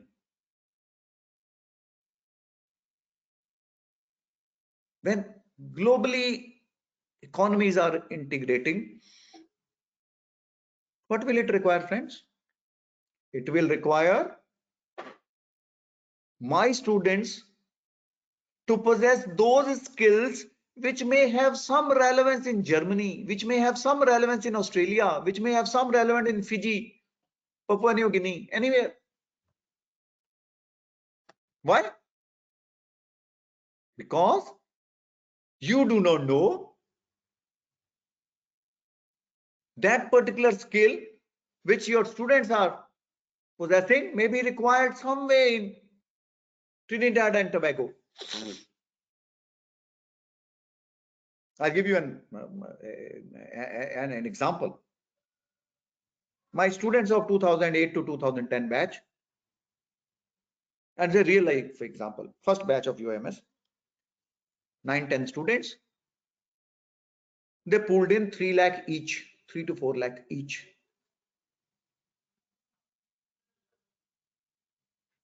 And with 30 lakhs, purchased forest land in Ghana, converted that into agriculture land, and that forest produce those trees, they sold it as timber, and today they have a company which is close to 100 crores. In 10 years time, 30 lakhs became 100 crores. Why? Because they could foresee the opportunity in other developing countries. See, mind is like a parachute. It works only when it is open. And we Punjabis in any way are so much enamored with taking a risk and coming out of it successfully.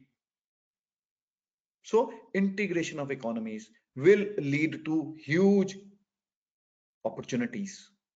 But at the same time, if my students can go there, their students can also come here. So we need to be careful. I must run faster than others so as to remain ahead. If I run at my own layer pace, that's why it said, no, let the elephant dance. India's symbol is typically elephant, right? So when elephants dance, others, even if he's a tiger, others have to run away. That's why they said Asian tigers will be surpassed by the elephant, because India is associated with elephant and tigers are Asian economies. And Indian growth is much better than many of the Asian economies. That's why it said that, right? Okay, fine. And then another trend is not all people are tech savvy. Not all people are having access to virtual classrooms. But please remember, close to 13.5 lakh students do management course through distance programs. 13 lakh,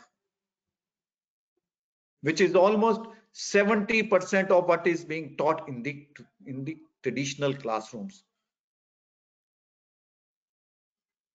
In traditional classrooms, around 16 lakh students do MBA. And around 13 lakh also do it through distance education. So you understand, it is, and this trend is only going to, this gap is going to be reduced. So friends, that is another trend.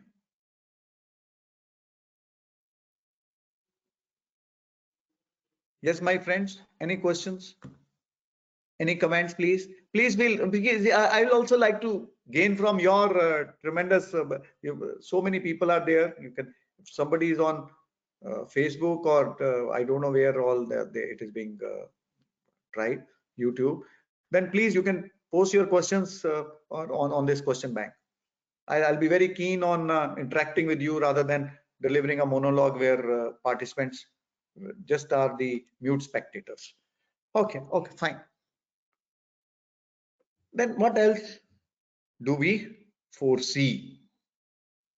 Where all we see this trend moving? Where all we see this trend going? My feel is this trend is going to move towards more and more mergers and acquisitions. More and more educational institutions closing down or joining hands with others. So how is it possible? How is it possible? This is possible only because more and more institutions may not be able to handle diverse stakeholders.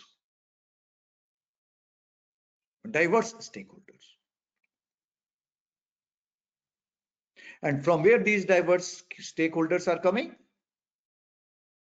They may be coming from overseas. Think for a moment, like MIT sir is there. MIT last month got an permission from Punjab government to initiate a university in neighborhood of Chandigarh, Mohali.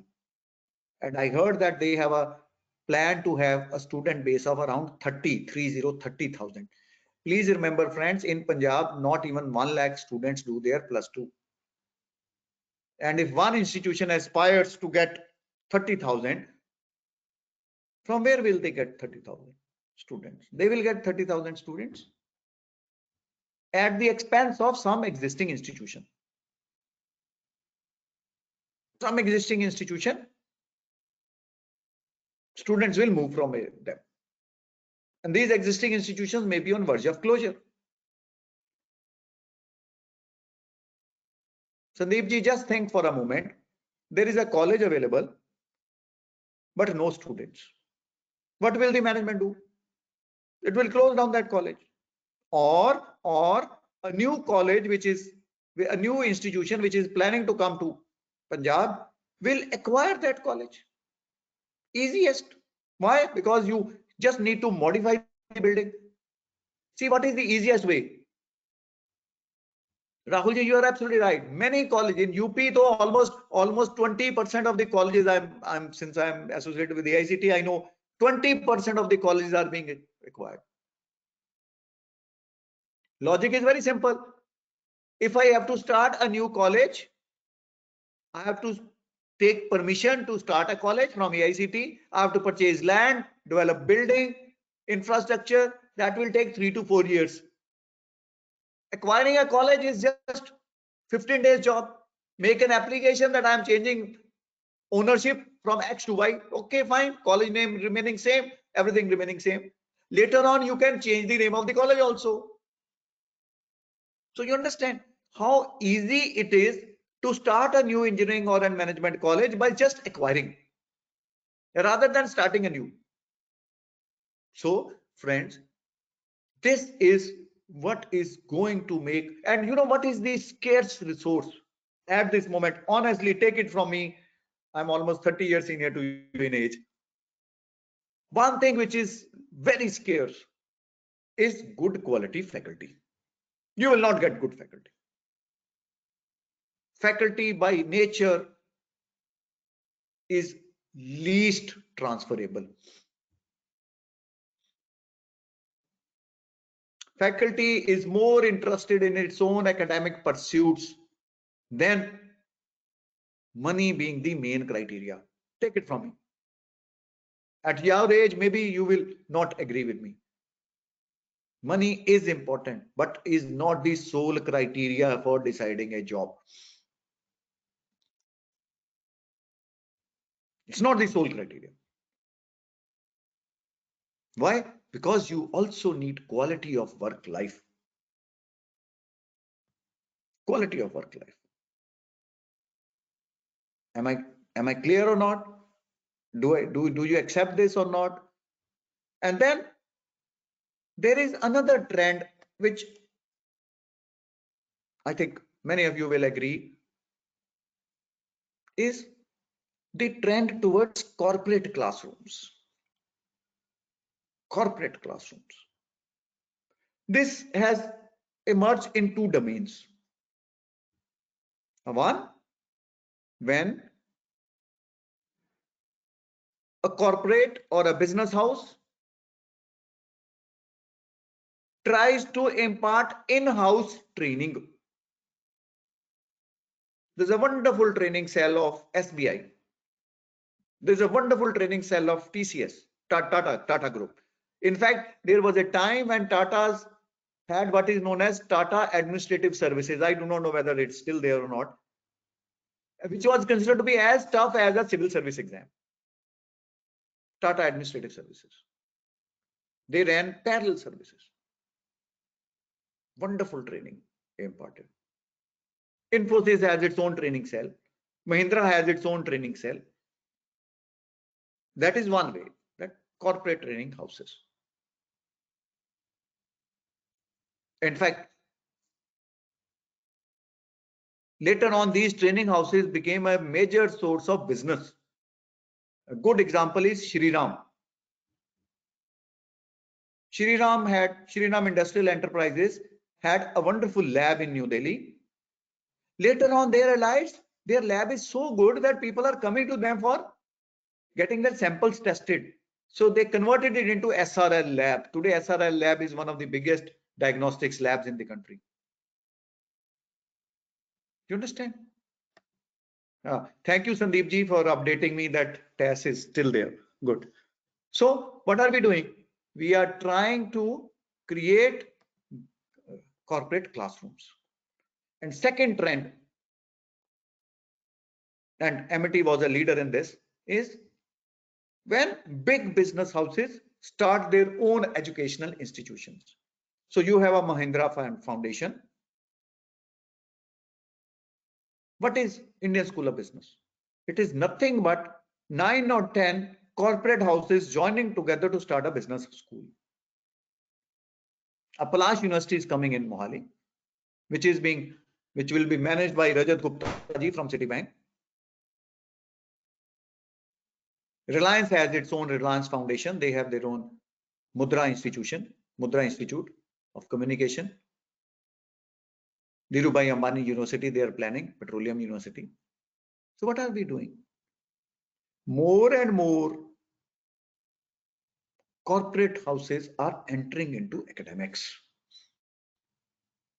And please remember, Gauravji and Vaibhavji, they will not be here to do business on charity, to teach on charity front. They will do it, they will run this on professional lines as a separate profit center. What in business we call it as strategic business unit. Running it as a corporate house, as if it is a business. It will not be a business, obviously, because they have to be governed by the acts and the rules and regulations, but it will be more like a business. Yes or no? So friends, what do? We need to ensure quality, and we need to ensure that its impact is felt far and wide. In commerce, we are taught one thing, that what is the easiest way to get a customer? What is the easiest way to get a student? Easiest way to get a student is ask your alumni to support you. If your alumni gives word of mouth, positive word of mouth, other people will get attracted. Even if you spend thousands of rupees on advertisements and whatnot, the favorable point from your alumni will always be supportive, will always be helpful. So, measuring the impact, ensuring positive impact is very important.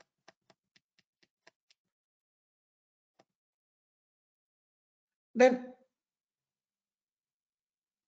what are the competencies required?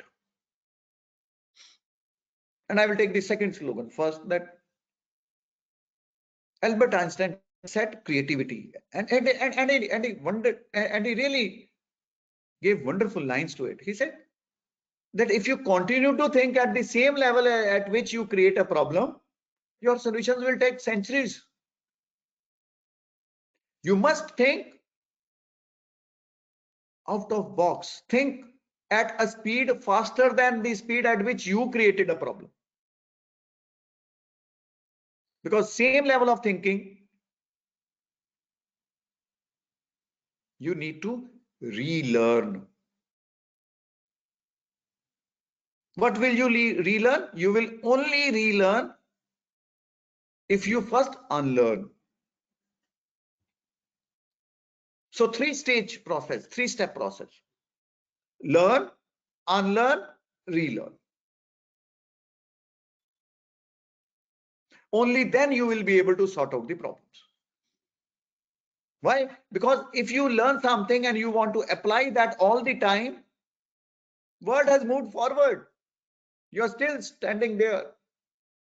So you have to be, it has to be resolved at a different level. And then Ralph Waldo is one of the major think tanks in US. He said, we are responsible for preparing our students for the future. A future which I have not seen, a future which my students have not seen, which may require the technology which I have not even developed, which have not even been invented. What are we doing, friends? We are asking our students to learn this coding and that coding and whatnot. But please remember, friends, We are moving towards an era of artificial intelligence. And in artificial intelligence, coding may not be required. Do you understand? So think for a moment what people require, what my students will require. Another thing which will happen, whether we like it or not, is our pass outs, our alumni coming back after a decade or two to learn new skills और सीखना, दोबारा से सीखना, नया सीखना. क्यों? Because in industry they are so much engrossed in the daily work that they are not able to keep abreast with the latest developments. Their own industry may not be that tech savvy. So what do? You try to come back to the classrooms and keep abreast with the developments taking at that time. That again is an important trend, friends.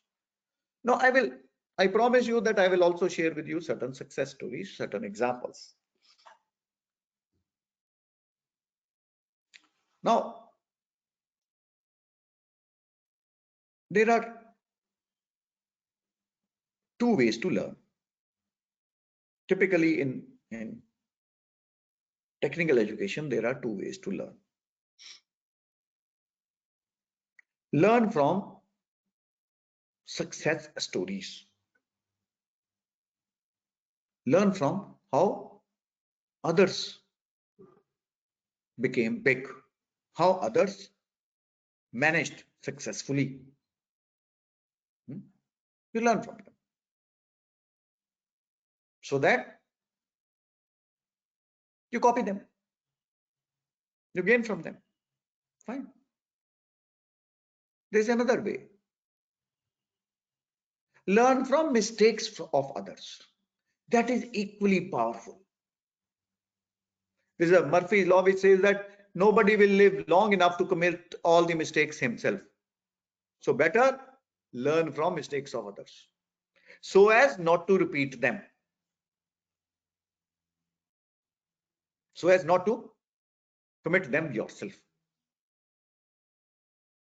So both this benchmarking and re-engineering, they move simultaneously. I will come to them later. Now, why I picked up a classic technology-based company, Toyota. Toyota is considered to be one of the most admired companies in automobiles. And if you visit the website of Toyota, you will find wonderful things about it. And one of the important things which catches you is Toyota says, I am my own competitor. And they were the pioneers in introducing the concept of Kaizen, K-A-I-Z-E-N, Kaizen. Kaizen means continuous improvement.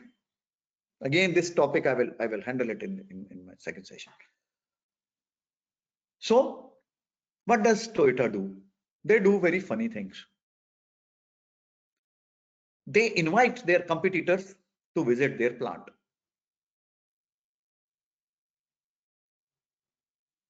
Yes, Gauravji, Vaibhavji, you must be thinking they are crazy people. Some outsider will come and take their trade secrets. So we don't even share our class notes with our colleagues. We don't even share class notes with our students. And here is a company which is so emboldened that it asks its competitors to come and visit its plant. Wonderful. Their logic is very simple. Their logic is, if a competitor comes, takes our ideas and goes back and implements those ideas, what will happen? Whole of the automobile industry will gain. People will have more confidence in automobile industry. Am I right? Standards will go up. And if standards go up, I will be, yes, Rahul sir, just 2 minutes. So if standards go up, what will happen? I will be forced to improve still further. That's one reason. Second, if some competitor comes, visits my plant and points out some deficiencies, points out something which it does not like, what will happen? It will provide me an opportunity to improve. So both sides, it's a win-win situation of inviting my competitor to visit my plant.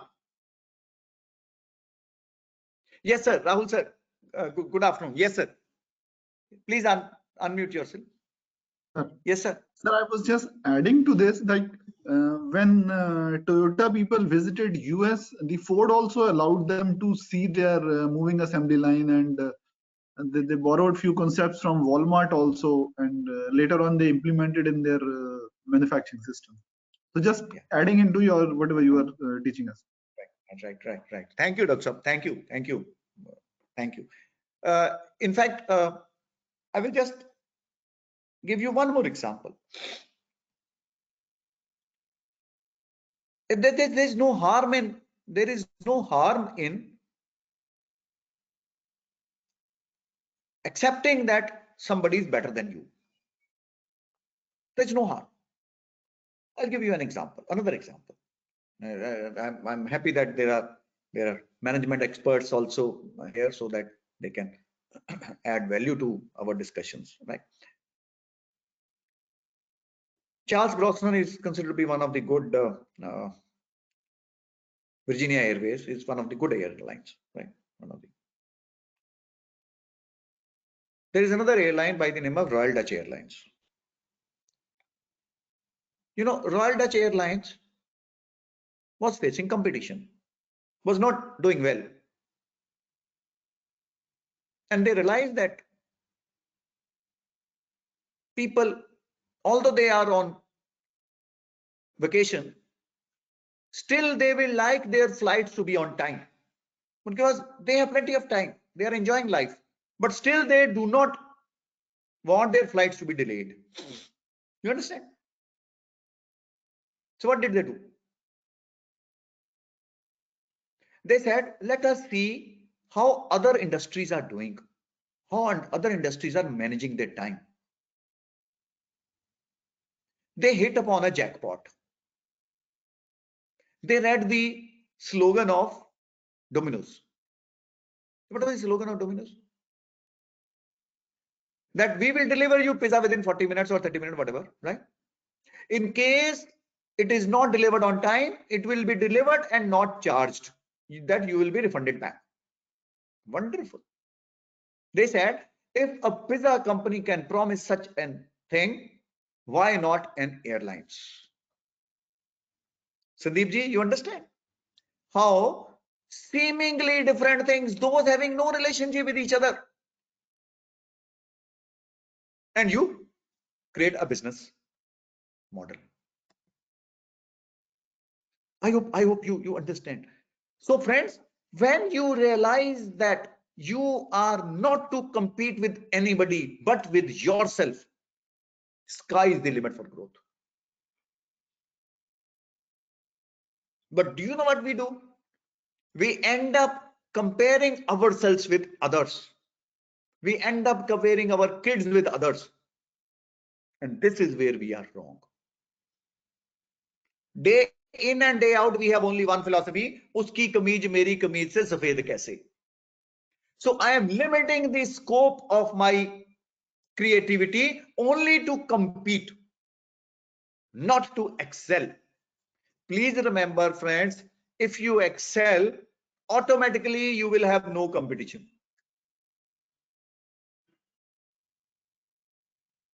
I hope you accept my point. Yes, yes, please. Anybody? Yes, ma'am, Shelly. Yes. Anybody will like to add? Yes. Okay, fine.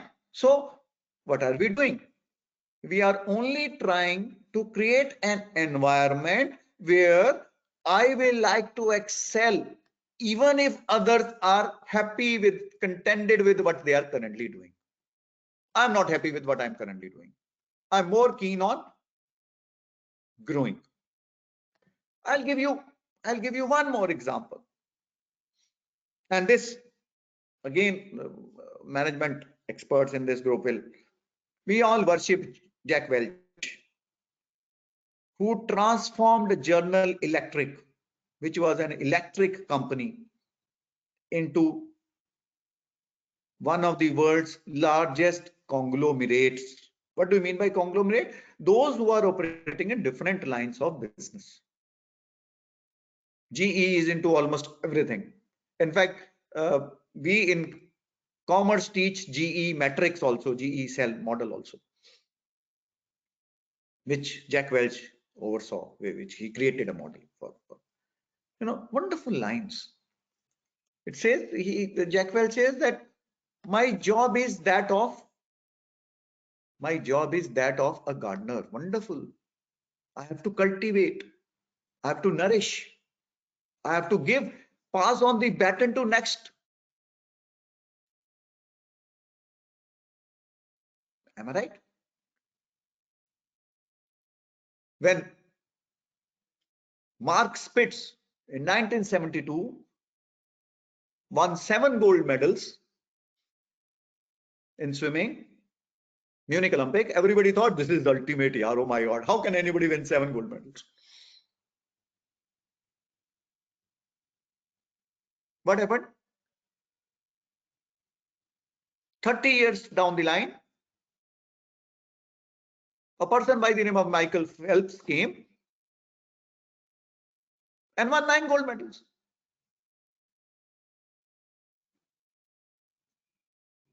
Unbelievable. When Sergei Bubka jumped 2.21 meters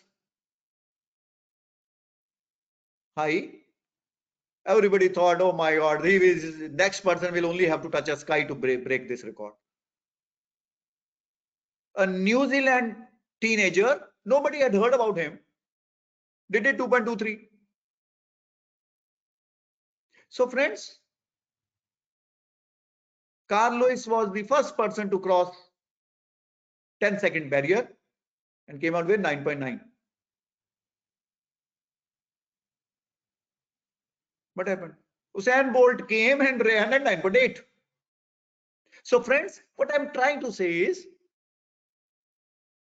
there may always be somebody who can do a thing particularly well. So what you need to understand is, you are your own competitor. Nourish people, train people. Why? Because wherever they go, they will carry along the flag of G&D Engineering College. Because they are your brand ambassadors. And for a teacher, just being remembered by their students gives you a different kick. I gave you an example of Sir Narayana Murthy. I'm using the word sir. I know he has not been knighthooded, whatever. He has not been knighted by the British Queen. But if somebody really deserves, he is one of them.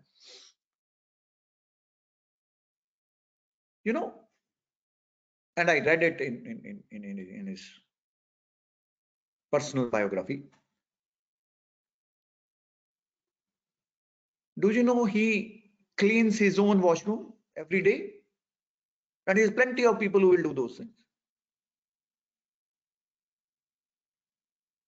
Do you know he has a staff of around 2,500 executives, and he takes pains to remember each one's birthday, wishes them on his birthday through a WhatsApp, on an e-card or whatever. And those senior executives, he sends a personally written birthday card along with a bouquet. How beautiful it is for a senior executive or for an executive to receive a visiting bouquet and a personally hand signed card from his boss. Now, skeptics among us, you know what will we say? Arey yaar, what is so great? We are into computer age. He would have done everything on his computer, laptop. वो dates sort out करता होगा. जिस देश में जो लोग हैं उन सबको wish कर देता हूँ. It's okay, but at least he has taken pains to know these things.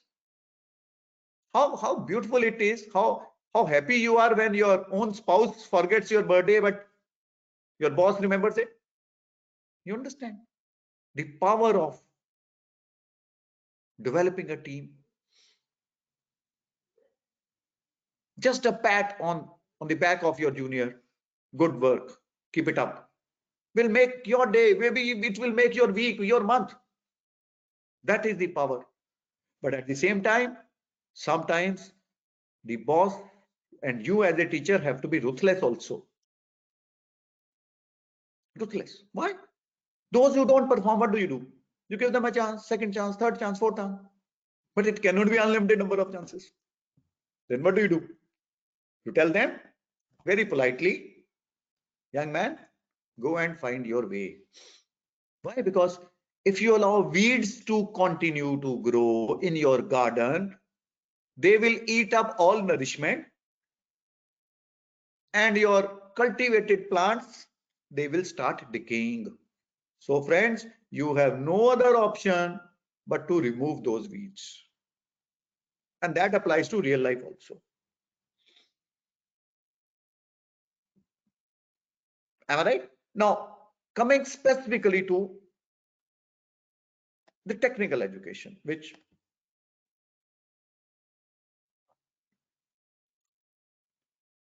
and I think your organizers must have made arrangement on many of these things. And I will like to speak from my experience. You as an engineer or as a management faculty, you have to match 4 things. Unfortunately, all 4 starts with A. You must try to ensure accessibility to technical education, because India's biggest demographic dividend is its youth. I was reading in the Niti Aayog's report that around 40 crore people are in the age group of 21 to 35, which is more than the combined population of whole of Europe.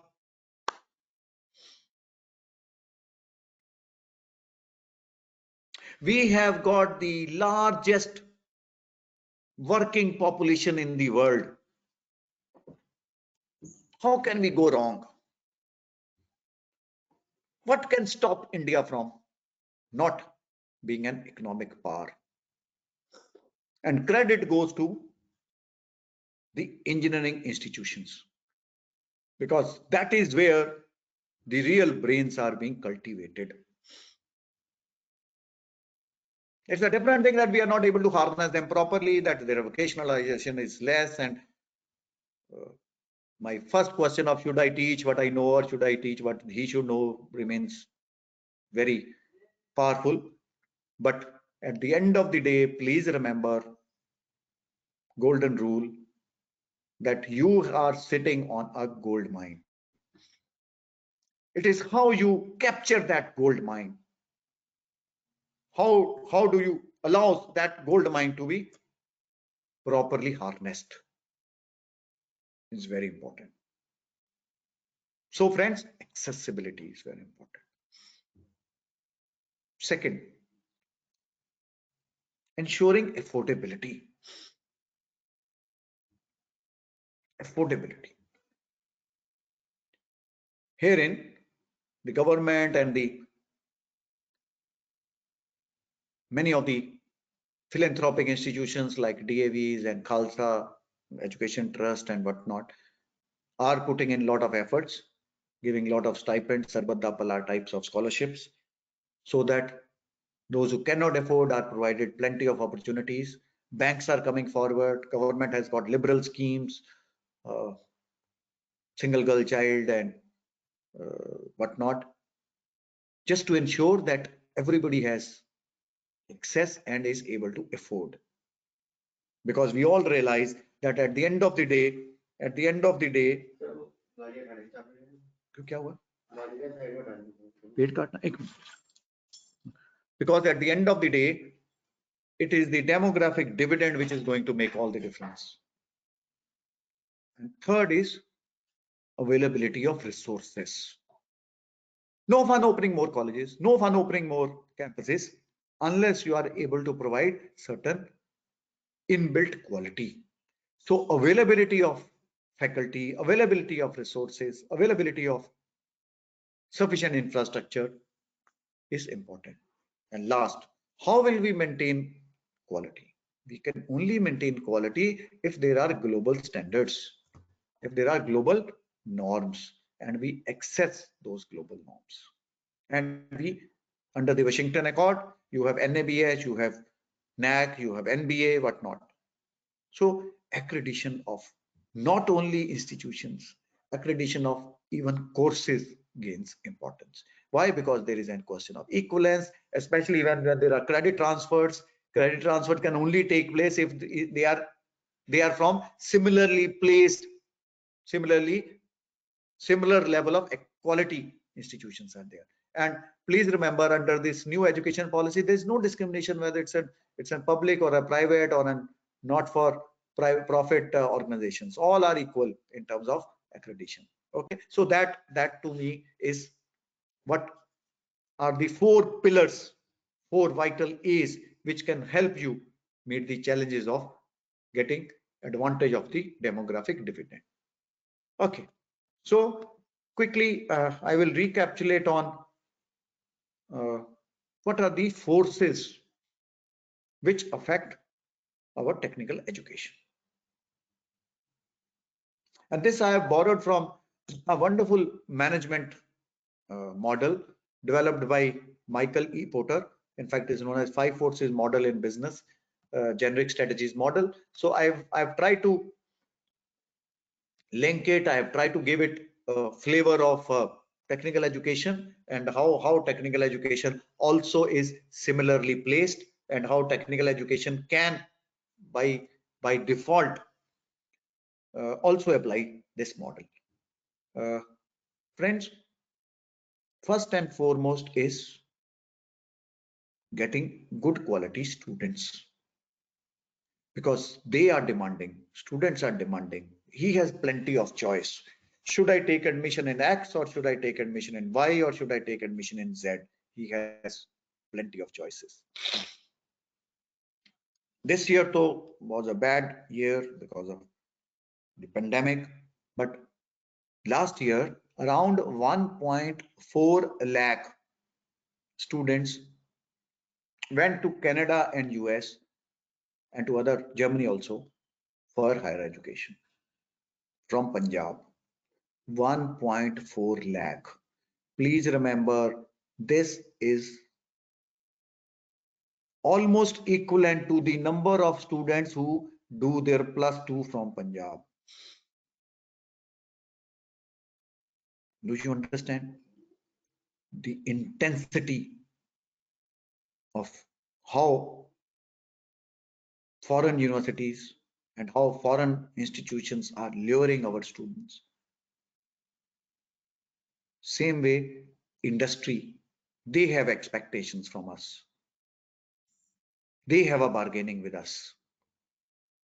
Ultimately, quality of my teaching depends on what is the placement of my student. Because user of my product will determine the quality of my product. So they have tremendous bargaining with us. Then there is bargaining of my faculty. faculty unions, governments, regulatory associations like UGC or AICTE or NCTE, they have a bargaining, they have conditions, and I must match their conditions. I must live up to their expectations.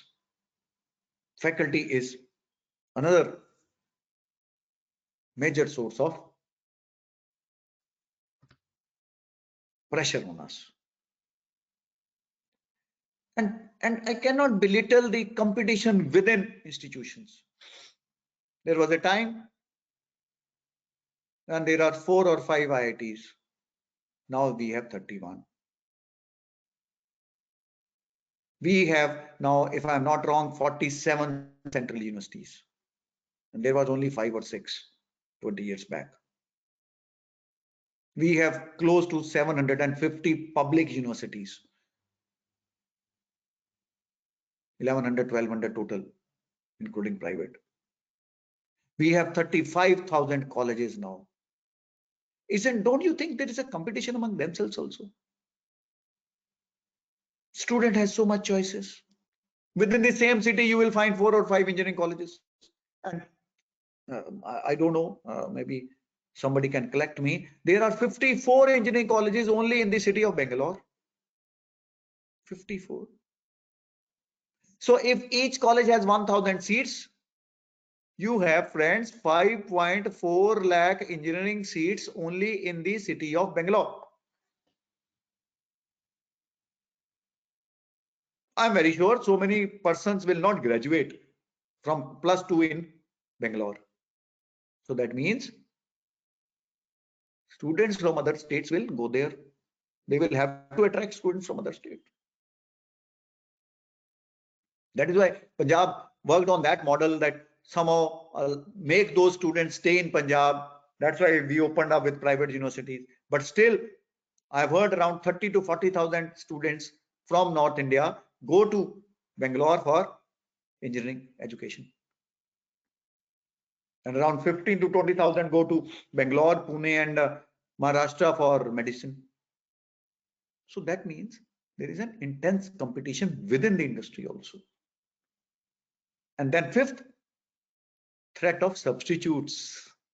Those things which provide you similar service, but they have a challenge. And what is that challenge? They are more flexible. They are distance, virtual classrooms. So they also will put pressure on us. How can we manage that? Am I clear, please, friends? Any questions? Please feel free to comment on it, because my purpose is only to agitate you, only to give you an idea, giving you a right of dissent, asking you to tell me that I'm wrong, but then you have to give me a logic. Am I clear, please, friends? Any questions? Yes, Shelly ma'am, Rakhi ma'am, Dr. Rakhi, Dr. Balaji, Dr. Aman. Anybody will like to add? Yes, sir. Yes, anybody will like to comment on this? Okay, if there are no comments, then I will move forward. Then where are we moving? When we know technology is changing, when we know that there is exponential growth in education, when we know that we are moving towards the knowledge economy, then how to handle such seismic changes? Especially when business houses say, give us the best. Give us that type of a boy or a girl who is able to match all situations. So how can I provide knowledge workers that are technology savvy?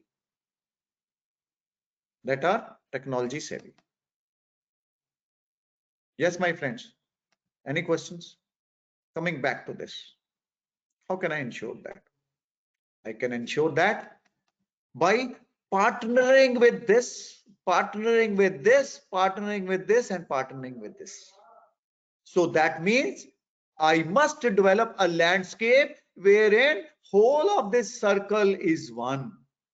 All 5 forces, they join together and create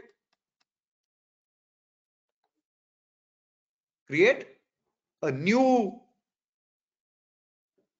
model, a new tie-up.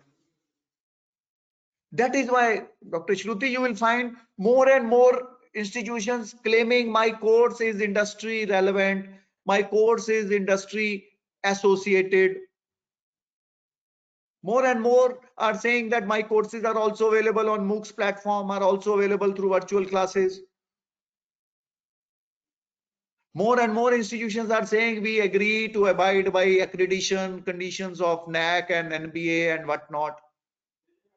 More and more foreign universities are entering into India and Indian universities going abroad.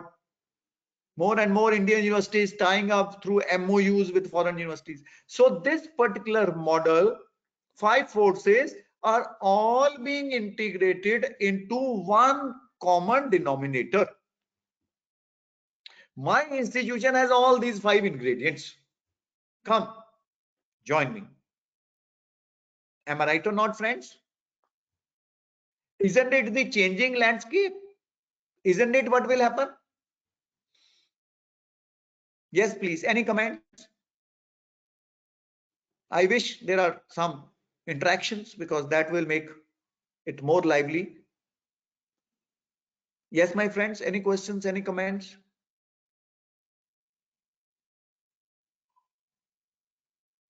No, I'll give you. Yes, somebody has a comment. Let me read it. Yes. Yes, sir, Rahul sir, you want to add something or? Okay, fine. Okay. Now, I'll give you certain examples on how institutions are taking pains to look towards India. And I'll give you personal examples. You may agree on this. Please, and this is a request to young faculty. How much is Indian education system respected and admired overseas can be gauged from 2 examples. Professor A.S. Chawla ji, who was with Punjab University Patiala and now is Vice Chancellor of IIMT Mandi Govindgarh. Earlier he was with Fatehgarh Sahib ji University also associated with it. He is a frequent teacher in most of the African countries. I developed a course on doing business in India. And I floated it overseas, just like that. Sent it to different universities. I thought somebody will read it, and I came to know that so many universities in France are keen on such course. Why? Because they see India as a big market for their products. They see India as a major supplier for the products they need. So India is not only a big buyer, India is also a major supplier. Now, don't you think that government also has similar vision, state vision? See how seamless things are being connected.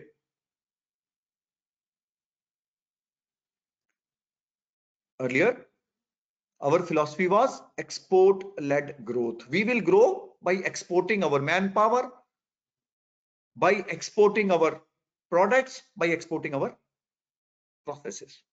Fine. Then government changed its track. What was the earlier slogan? Export-led growth. You export and you will grow. Then government changed the philosophy. Now, what is the philosophy? Growth-led exports. Growth-led export. See, same words, different meanings. You grow your education sector in your own country. you produce best quality people. What will happen? Because of cutthroat competition in India, these people will be forced to think outside. So we will export our intellectual capital. Wonderful philosophy. So that is why you have Startup India campaigns, you have Atmanirbhar Bharat, you have Swachh Bharat Abhiyan, you have Unnat Bharat. Everything is being touched. Why? Because there is an wholesome 5 forces being attracted. I know there may be differences of opinion, and I'm open to any debates. Yes, please. Any questions, please? Yes, my friends. Anything you want to ask? Okay, then if there are no questions, I'm through with my first part. Yes, somebody had it. There's a lot of changes in education setup, like infrastructure types and growth. Yes, but Navdeep ma'am, I'm more keen on knowing how can we ensure quality with conformity. I do not want islands of excellence, but I want excellence to be all pervasive. That is, Rahulji, my major concern. How to ensure that even the last person in this queue has got the same quality as somebody who is in number 1. Yes, Dr. Balaji or Dr. Rakhi, you will like to add something, or anybody will like to add something on this? Because our concern is not that we have IITs. Our concern is not that we have NITs. Fine, they are excellent. They are our torch bearers. But I want every college in the country to be able to compete with an IIT or an NIT. That is my concern. The gap between have and have nots should not be much, because that will create a problem. Am I clear, please, friends? Okay, ma'am. Navdeep ma'am, can I take a small break? So we reassemble at what time? 3:30? Sure, sir. 3:30. 3:30 we will start. Okay, ma'am. Fine. So, okay, what should I do? Navdeep ma'am had said that we need to work on our technical skills. Excellent. Bilkul theek hai, ma'am. That is what my second talk is. Second aspect of this, that how can we manage in an era of uncertainty? We have identified that this is the current scenario. Then how can we match? That to me is my second part. Okay. Yes. Any other comments, please, friends, before we part for tea? Virtual tea. Yes. Yes. Yes, please. Any comments, or anybody will like to add? Rahul, yes, Amarpreet sir. ma'am. Good afternoon. Yes, ma'am. Yes, ma'am. Hello, Anything you would Sanjeev, like to sir. add? Anything that you want to ask from sir, from this session? Rahul, sir. Yes, Vaibhav. Rahul, sir, or I Yes, think sir. Madam Yes, sir. Jaspreet. Yes, sir. Sir, Yes, sir. Yes, Rahul, sir. I'm perfectly okay. I'll have a request with folded hands, sir. Please don't call me sir. I'm just a small, with your younger brother types. See, I have one simple philosophy, Rahul sir, that anybody who is in teaching is because of choice, not compulsion. That to me is a premise, because I know Navdeep ma'am, the day she wants, she can be wherever she wants, right? But it is her passion for such. This is, I think, second program she is organizing within a short span of 6 months, right? That itself speaks volumes. And believe me, Doctor, it's very difficult to organize such programs, because getting grants and taking permissions, and that also in a public sector setup, is next to impossible. Most of us lose heart, but it is the wonderful team of Parampal sir and Navdeep and Amar ma'am who are taking all this lead. And this is also an umbilical cord. She's linking all of us together. Otherwise, we don't have time for such things. We are so much monotonous, taking classes day in and day out, all of you, right? The very fact that she has taken us out of this requires lots of creativity. And And let me, she's a very hard task master, Rahul, sir. She this time gave me a different topic than what I was assigned last time. So she will make sure that my same PPTs will not work. And that I think Shruti madam will also agree with me, because she is also another hard task master. Because whenever she invites me to Fatehgarh Sahib, she always gives me a different topic, which makes me work for that. Okay, anyway, ma'am, I will not trouble anymore. So we assemble at 3:35, ma'am. It's okay. 3:30 we will. 3:30. Okay, fine. Sure. Okay, ma'am. Okay. Thank you, ma'am. Thank you. Bye. This conference will now be recorded.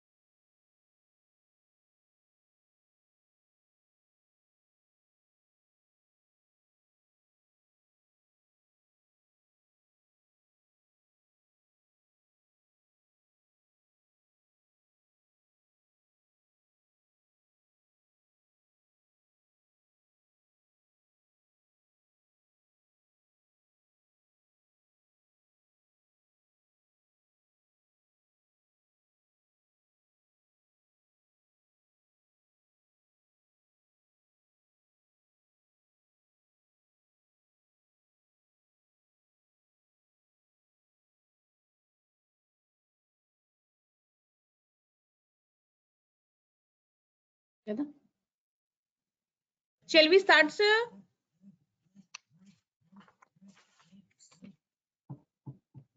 Hello.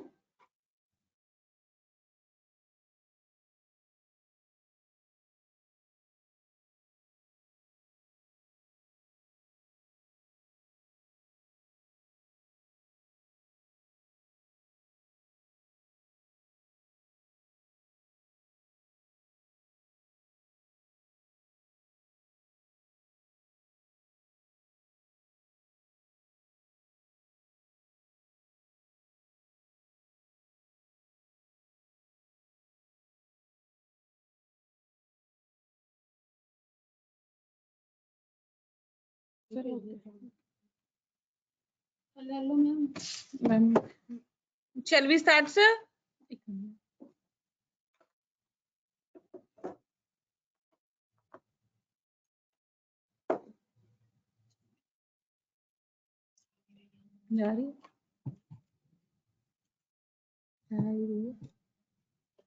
जा रही है भाई बेटा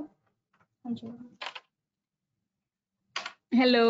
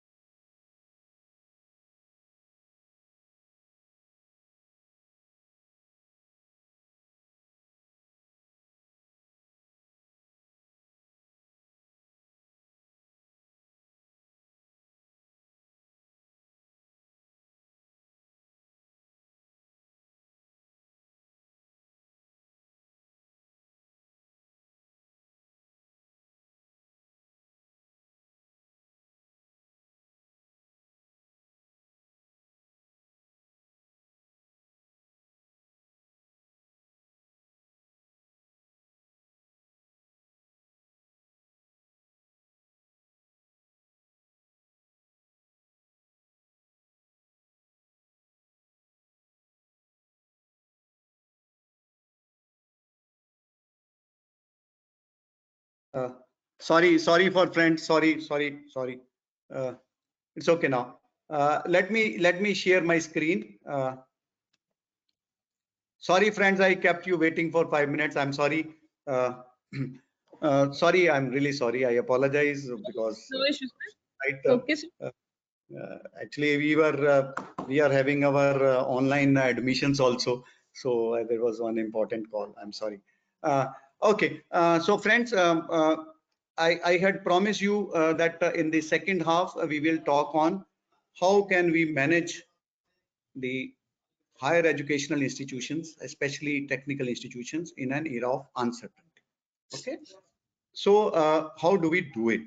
How do we manage that? Okay, so for that I will request you to please pay attention to what are the technology factors which affect all of us, and in the technical education especially.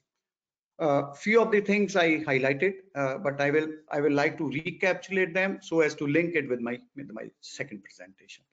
First is concept of borderless world or the death of distance. Distance is no longer important, right? We have moved to that phase where distances are no longer important. Online courses make our life so easy that I can listen to any lecture anywhere in the world. Okay, fine. So that is possible. And second is the trend towards knowledge economy. If you understand, from agriculture we move to manufacturing, from manufacturing we move to service, from service we are moving to the knowledge economy, where an important ingredient is artificial intelligence, right? Wherein the robotics and other formats will ensure that we are in a domain where we need to continuously upgrade ourselves, right? Why? Because sheer size of organizations is becoming big, right? I'll just give you an example of University of Pune.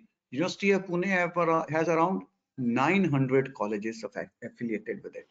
It has 3.5 lakh student base. MIT perhaps is almost also of the same size. So that is where the real crux is, right? Why people are joining such big organizations? Because they know quality is not compromised. Okay, and same way here, friends, I will like to highlight on the another concept, that is what we call it as integration of technologies, seemingly different technologies coming together and creating new business. This thing I gave you example of how IITs are planning to enter into medicine, right?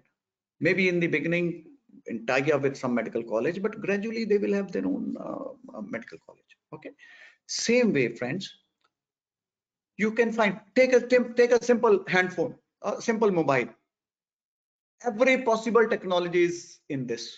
You have a camera, and largest selling camera in the world is not Nikon or Kodak. Largest selling camera in the world is and Samsung, which does not manufacture a camera but built-in camera in every mobile, right? You don't require a fax machine, you don't require a video, you don't require a recorder, you don't require a typist, you don't require a scanner, you name the things. So many technologies embedded into one handphone. That is what I call it as integration of technologies. And seemingly different, they have no relationship with each other, and still coming together to create a new platform. Now, based on this, we as teachers, what we should do? What we should do? We need to focus on next, that is imparting 21st century skills, imparting those skills which are of 21st century, making them as important as they can be. How can we train them? How can we impart those skills? We can impart them by making it that skills are becoming more and more specialized. I have a very favorite example here that you must have noticed it also. When we were students, typical branches were civil, mechanical, electrical. 1990s came the electronics. 2000s came the computer science. 2010s came biotechnology. 2015 came nanobiotechnology. 2020 came stem cell technology. Have we noticed how skills are becoming more and more specialized? How a simple MBBS is no longer relevant? You need to be MD. How an MD is no longer relevant? How an MS is no longer relevant? You need to be neurosurgeon. You need to be MS ENT. You understand? Skills are becoming more and more specialized. And then skills are getting disloyal. Skills are no longer a repository of anybody. You cannot. Hello? I think there was some problem. Give a minute. Yes. Skills are no longer only of privileged few. You understand? Each one of us have some skill. Each one of us have some distinct feature. But it is how we are able to recapitulate on that skill. How that skill I'm able to use. Why? Because if I do not use, that skill will become degradable. That skill will no longer be useful. Why? Because I am not the single repository of that knowledge. Somebody may also have that knowledge, and maybe somebody may have better knowledge than me. So I need to upgrade on those skills. I need to ensure that I use those skills, because skills have an urgency. They have an urgency.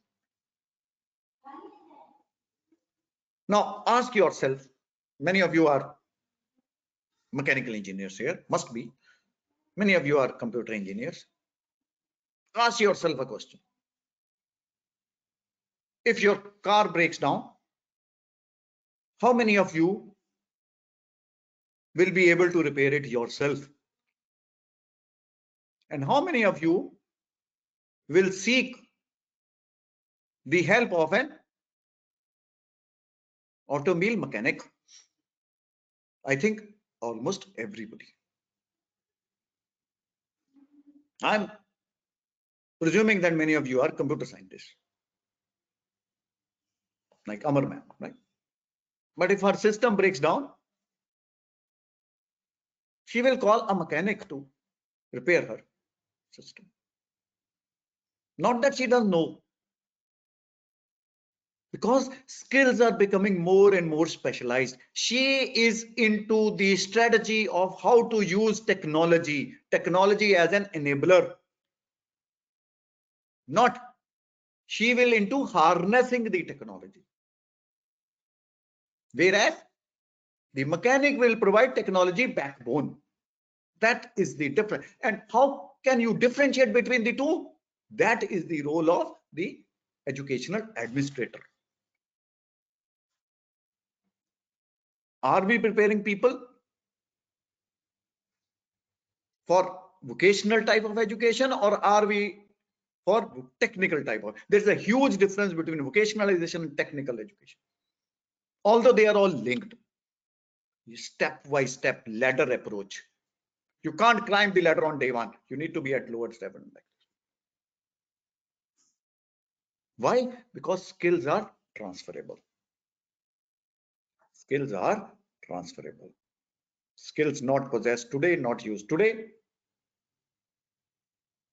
they are disposed of. We had a huge chance of being the hardware capital of the world in 1980s when HCL gave a competition to IBM. HCL manufactured a computer by the configuration of 086. Those of you who are into computer will remember it. 086 HCL, and everybody said, and it was named Busy Bee. There was a song of Muhammad Ali of that time. I float like a butterfly. I am the greatest. I am Muhammad Ali. Right? I sting like a bee. So they named it as Busy Bee, and it gave a competition to IBM, which launched a mainframe at 1,28,000, and this company HCL launched it at 37,000 to enhance the size of the market. Anyway, but we missed the bus. Why? People thought, who will need the computer? When labor is so cheap in India, why should we need a computer? So we missed the bus. But we lapped on to the software bus, courtesy TCS, courtesy Wipro, courtesy Infosys, and we are one of the largest leaders in providing software solutions, especially to the financial and banking sector. Friends, skills are experiential. Skills can be honed, refined through experience. More you are into technical part, more experimental part, better will be your. तभी कहते हैं ना, PhD is just beginning of research. The real research starts post PhD. And then skills are generational. Skills are for a particular generation. Those things which were valid for my father are no longer valid for me. Those things which are valid for me may no longer be valid for my son. So friends, skills are generational. Each generation has its own skill sets. Am I clear? Any questions, please, friends? Anything you would like to add? I know I'm agitating your mind. I'm giving you those ideas which do not gel with your existing frame, but then that is what is the role of such programs, that it allows you to think differently. It allows you to have a divergent viewpoint, and we all, and nobody's right, nobody's wrong. Okay, fine. What is the paradox of our time? And this PPT summarizes my predicament. This is the current flux, current confusion I have. Is current inequality in Indian system because of inequality in education, or is there is a knowledge divide because of inequality?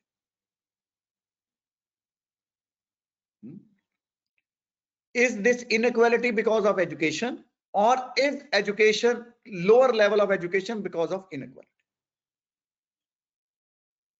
We have no clear-cut answers. Only 27-28% is my gross enrollment ratio in higher education. Just 27%. Those people, those students who do +2, only 27% of it go up the ladder to do their graduation. And please remember, I am talking of any format of graduation. I'm not into technical education or medical education, or no, not a professional education. I'm talking of any kind of education. So just 27%. Government has plans of making it up to 35% by 2025 under the new education policy. But currently, is it because students are unable to join higher education? Or is it because students are unwilling to join higher education? These are two different strategies will be required. Single strategy will not work.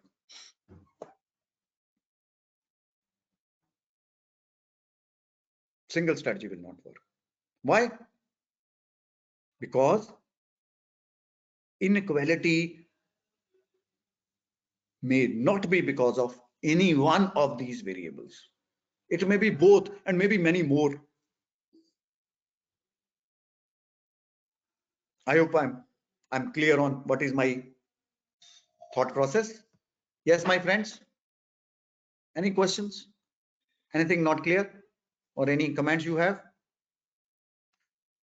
This is what I was highlighting. How the social and societal transformation is linked with economic growth. And this is a world view. And please remember, on the right hand corner I have written requires different skill inventories.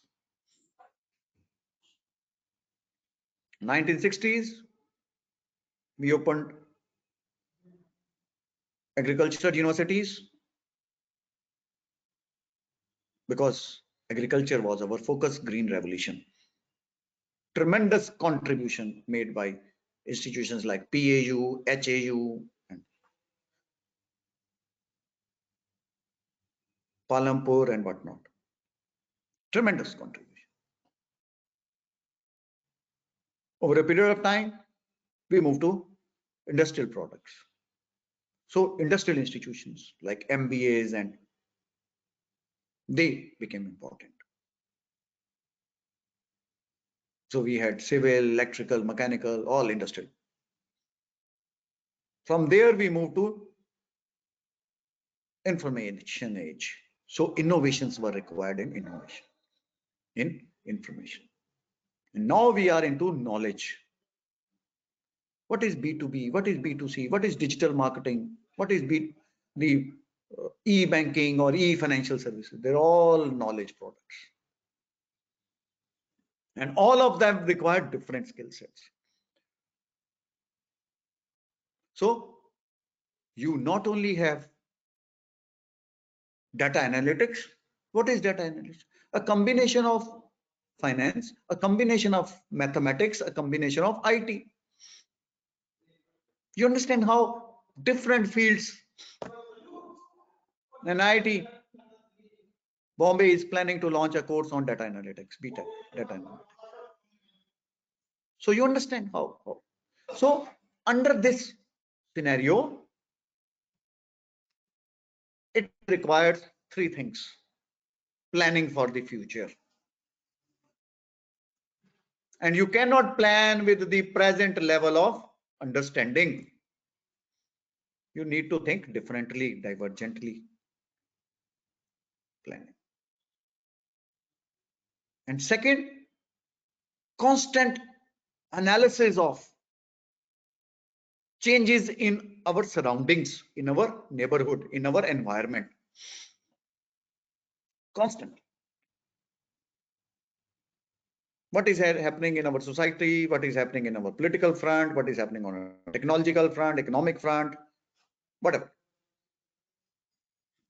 Why? Because university cannot be in isolation. It is the point of interaction between university and external environment. So that we can collaborate to spread the wings. You need to collaborate. Another aspect I am adding is collaboration. Collaboration with what? I said we must be in contact with our neighborhood. What is our neighborhood? Is neighborhood only geographic? No. Our neighborhood is not only other institutions of higher learning. So we have platforms like FDPs and EDPs where people come, interact with each other at this moment only through virtual, but perhaps there is more learning in a face-to-face offline mode. So, God willing, we'll have that also, and we'll request Deep Ma'am to organize such a program where we all can join in an offline mode also. But anyway, so institutions of higher learning, we need to have both formal and informal contacts. So formals could be MOU and whatnot. Informal are sharing with each other, seminars, workshops, making efforts to link with each other on continuous basis, submitting joint proposals, whatnot. May not be that formal, but slightly informal. We need to tie up with our industry because they are the end users of my product. They need to be on our board. We need to keep them with us. Why? Because these organizations will provide us leadership of where we want to be. Am I clear? Because they are the best persons to tell us what we must impart. And similarly, the third stakeholder is the society at large. They have huge expectations from us, huge expectations. They have expectations from us. Expectations in terms of what? Expectations in terms of providing us leadership. Our students are the future, right? They have to take the responsibilities of leading the society in future, because they are representatives of this community. Community has assigned us this responsibility of taking care of them. And then there are pressure groups like NGOs and whatnot. Okay, so that to me is what is. This was a typical scenario till around 2000s or even till 2010-15. University had no link with the laboratories, R&D labs. R&D labs had no relationship with the universities. We all were living in an standalone compartments. No relationship at all. Our publications were different. Our products were different. But at whose expense? As whose loss? Sorry. Loss was that of our society, because it was squandering away of the resources, duplication of efforts. You required 3 different monoliths, 3 different organizations to do the similar work. Then why don't we collaborate? Why don't we join hands? So this traditional model of independent contributions did not succeed. What do we do then? We move to global collaborative networks. This I've tried to link it in terms of how in 1980s traditional government programs were there. 1990s AICTE came and they insisted that industry must be on your board of directors, industry representatives must be on your syllabus framing committees. You must invite industry, what to call summer internships and 6-month trainings and whatnot. This continued till around 2010 when private players were allowed to enter into in a big way in education, opening up of private universities and whatnot. And then 2015 onwards, we entered into collaborations and MOUs with foreign institutions, creating clusters. Like in Chandigarh, we have Chandigarh Region Innovation and Knowledge Cluster, CRIC. I heard the similar is being planned in Lucknow, and similar is being planned in Pune, where institutions, 3-4 institutions coming together, sharing of resources, sharing of Like in Chandigarh, we even have a bus service which links all these 20 plus institutions together, so that they all can join hand and collaborate and share each other's library, labs, and whatnot. So that is, to me, and we can extrapolate it to on global level also. Why restrict only to a city, or because we are into IT age now? Then what are success factor, or what are the success models? I will give you examples simultaneously so that we understand how institutions are doing it globally. So how do we restructure ourselves? How do we add value through these modes? First important is change of mindset. Changing our mindset. We need to move from our isolated ivory towers, standalone compartments, into collaborative ventures. Organizers of this FDP were extraordinary. They invited the guest speakers from anywhere. So that is why you have people from IITs and IIMs and NITs and whatnot. They could get hold of some of the best brains. I'm the exception, don't worry. I'm not counting myself there, right? Some of the best brains to this program. Why? Because they realized that you cannot live in an isolated tower. We must share our resources and try to get best out of them. Because it is a collaborative venture. We collaborate to provide value to our participants. It's not important how many attend. It's quality of interactions which is important. So revenue is no longer. See, if you have a good product, it will sell. So revenue models no longer are no doubt important, but not the sole criteria. So our educational institutions need to be responsive, know what it wants, share what it wants. So we restructure our revenue models from being profit oriented to not so profit oriented. Second, we must change the character of our knowledge.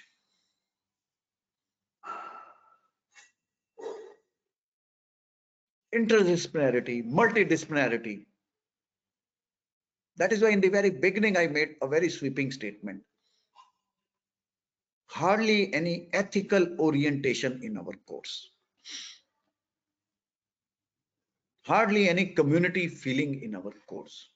Now AICTE has made it mandatory to go in for 2 weeks of under the Unnat Bharat Abhiyan to, you can even serve in a rural village, and that will be counted towards 4 credits or 2 credits depending on, right? So under the NSS and NCC NSS scheme, so we must move towards holistic and interdisciplinary education. The standalone papers of electrical or electronics may not be providing the, because we have tried it, they have not led to desired results. Then what do we do? It also requires shift of focus. Not only our education must be interdisciplinary, our education system must harness talent and creativity, making people use their third eye Pradeep Khandwala ji, the ex-director of IIM Ahmedabad, gave it a wonderful term. He said third eye. Creativity is third eye. Lord Shiva had third eye. He could foresee. He could predict. And he could think differently. And it is said that each one of us have some ansh of Lord Shiva. We all are creative by nature. Nobody teaches a toddler to walk, but he learns on his own. Nobody taught us to blink when I see any danger, but I blink. You understand? So, this is inherent. Swami Vivekananda ji, what he said? What is education? It is the manifestation of perfection already existing in a man or a woman. Manifestation of perfection already existing. I am perfect, but I need to express that perfection. Hence, our focus must shift from commercialization to harnessing the talent and creativity. Any comments, please, friends? Anything not clear? Or anybody has a difference of opinion? Because so many senior people are there, so I will request all to participate in my discussions, because that will add value to me also. Otherwise, it appears as if I'm just delivering a classroom session. No, I don't want it to be right. Anyway, so, and second shift which has to be there in our education is what I call it as customized or tailorized courses. Under the new education policy is permitted also. 70-20-10 principle. We have 70 core, 20 elective and 10 optional. So similarly here, we have not just in time types of things. This is the exam scheduled from 20th of December to 26th of December. If you miss out, you have to appear next year. No, that is not on. Let the student study at his own flexible pace. Let him appear in the exam whenever he wants. But are our systems ready? That's the operational part. But focus of new education policy is very clear. Where is it headed? Where is it moving? Not just in time, but just for you. I am there for you, my son, my daughter. I am there for you. That feeling of aura, that feeling of belongingness needs to be imparted. I know it's very tough, because you can get all sorts of students and all sorts of faculty, but by and large, we believe in this dharma, this teacher being a role model, right? Still we have that students still worship teachers. But suppose every organization is doing the same, but it's so great. If everybody is doing the same, what makes me different? So I need to create a niche for myself. I need to create distinctive competencies in myself.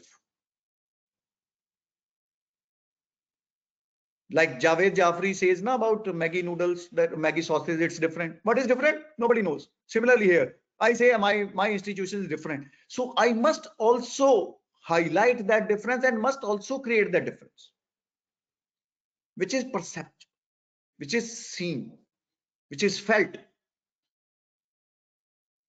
Otherwise, institutions, what happens to institutions? They have a wonderful vision statement, but very few of them take efforts to realize that vision. We all say it's in Harvard School. It's a school, lone school. And in India, we say it's an IIT, IIM. Huge effort must have gone in from teachers, staff, and students to build that brand. Am I right? We have very specialized institutions like NIFTM, like ICT Mumbai, chemical technology, CDRI Lucknow, CCMB Hyderabad, all created a niche for themselves. Am I right? This is what I say, mission defined. I know many of these points may not be really applicable immediately, but in the long run, we have to do it. You have to say that I'm different from others, and also express it in words and deeds. And then re-engineering. Continuously upgrade the processes, continuously upgrade the products, the processes, the courses, the teaching learning pedagogies, the delivery mechanisms, if we want to be sustainable. Please remember one thing, there are limits to growth through public funding.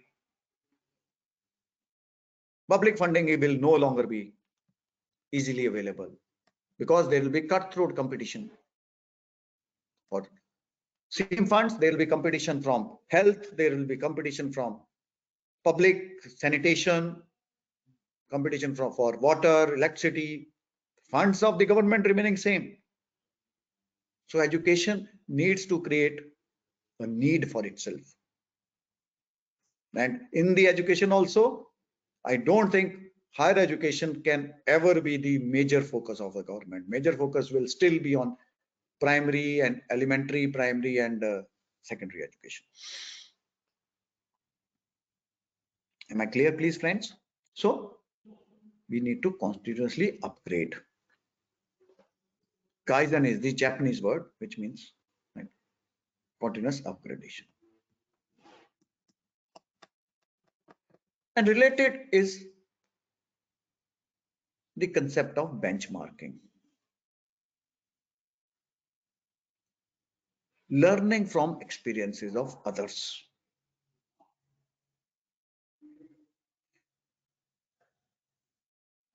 NBA made it mandatory. Tell me how many are your unique, distinctive practices. You are forced to say that these are your unique things. You have to create your uniqueness. And at the same time, there is divergent benchmarking. Learning from, I gave you the example of Royal Dutch Airlines and how a simple Domino pizza delivery changed its outlook, right? How seemingly different things coming together, right? So that is what I mean by benchmarking. Learning from other educational institutions or service providers or from other industries, right? We in education need to learn a lot from corporate houses on how to manage our funds, finances, right? How to impart training and development to our staff to enhance their efficiencies. I wish GNDEC takes an initiative and lead and develops a program on staff development. Faculty development is one aspect, staff, the non-teaching staff, the office staff also needs to be sensitized and trained. And I'm more than willing to join them in this noble cause. So because I feel that teachers' efficiency is also to a large extent dependent on the support system provided by the non-teaching staff. So it's a food for thought for Navdeep ji and Madam Amar and Parampal sir, right? That can we have something on staff development also? Okay. Then, most important, how can I encash on this intellectual capital? That's why I'm gradually building up the momentum. I'm gradually linking it with learning renaissance. Renaissance means identify what is your distinctiveness and upgrade that. Making your better as the best. and best as still the best. Not only you should run faster than others. So you are your own competitor. See how two sessions I'm linking them together. First I gave you the what is happening around us, and then I try to give you certain action points on how can we do it. Okay, so skills upgradation is very important. Skills not only on the job, off the job also. I know, many of my participants will also be looking at their own mobiles and will also be looking at their office desktops also in case there are some messages or instructions from their supervisors. So it's very difficult to come out of that operational or routine activities, but then that is what life is. Yes. How can we develop this attitude of responsiveness? Making students feel comfortable. Have you realized one thing, many of my colleagues, that the spread of students in terms of diversity has increased? Till 20 years back, 25 years back, a particular set of people used to come for higher education with particular background. But gradually now there is a movement that gender bias is over, that north-south divide is over, that India foreign student divide is over. We are moving towards that form where there is homogeneity.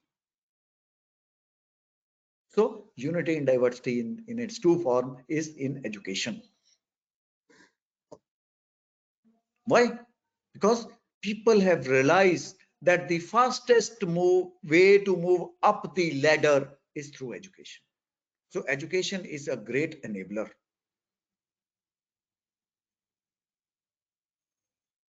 So today's student is very careful. He knows what he wants to learn.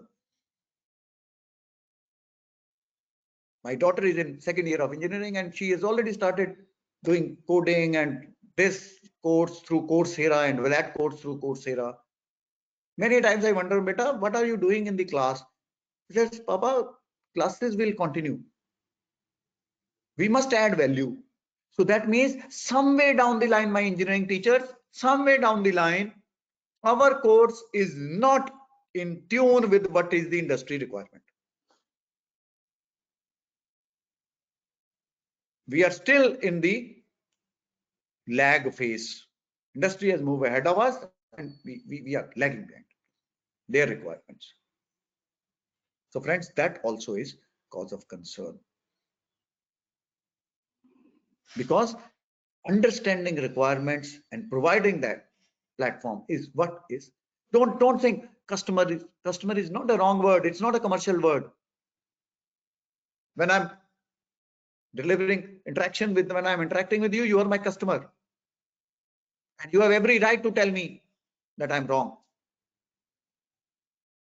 Madam Jaspreet, Madam Sir Gaurav, Vaibhav sir, just ask yourself, if your student gets up, raises his hand in the class and says, Sir, Madam, whatever you are teaching is already available in Google, teach us something more, teach us something new. What will be your answer?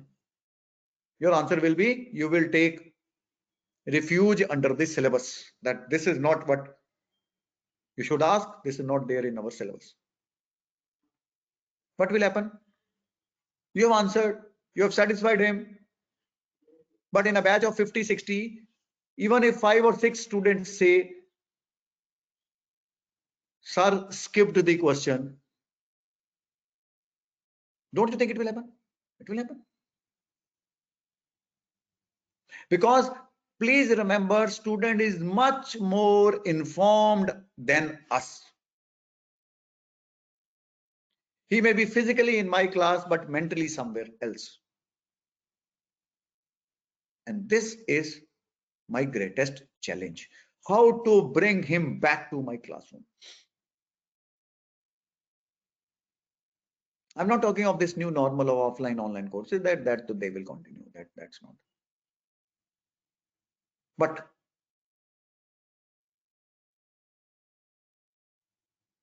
what is more important is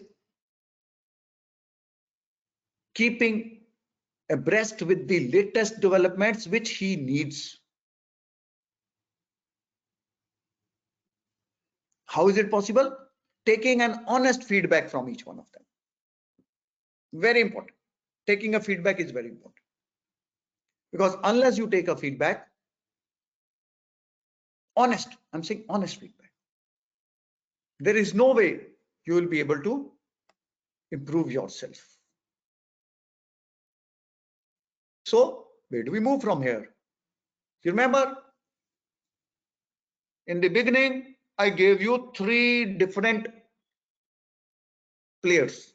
I said there is university which works individually, there is R&D labs, and there is industry.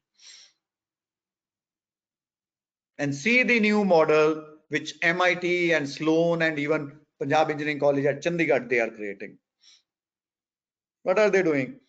They are creating a joint laboratory within university, which is funded by industry. You have a Cisco lab in Punjab Engineering College,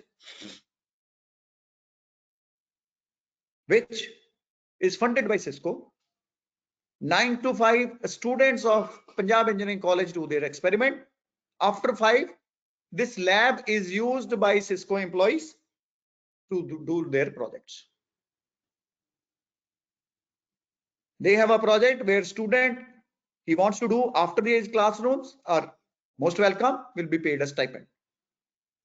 That is what hiring and exchange of ideas and collaborations is. What is the future?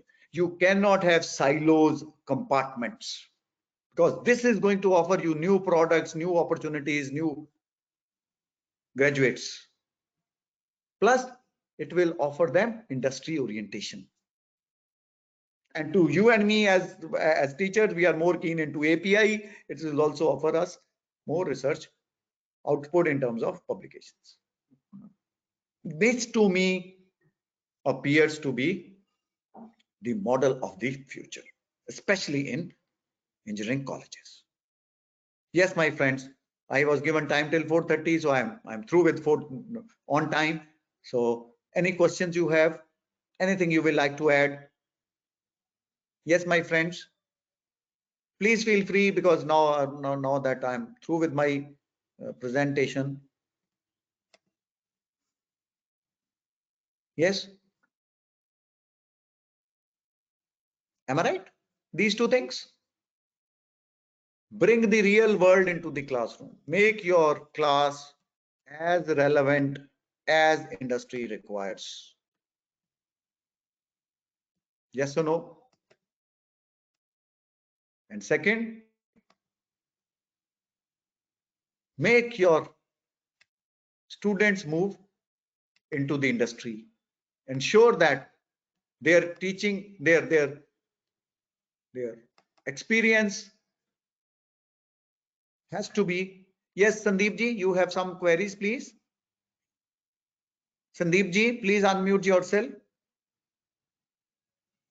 Sandeep sir wants to ask. Yes. Good evening, sir. Good evening. Good afternoon, bhai. Sir, actually, I just wanted to ask. I had a slight query about research intensive and teaching intensive institutions, which are proposed by our new policy, NEP. Yes. So I just wanted to ask you one thing, sir. Your take on the divide we are going to have. Yes, this institute will be research oriented, and this institute will be teaching oriented. And how we are going to have this distinction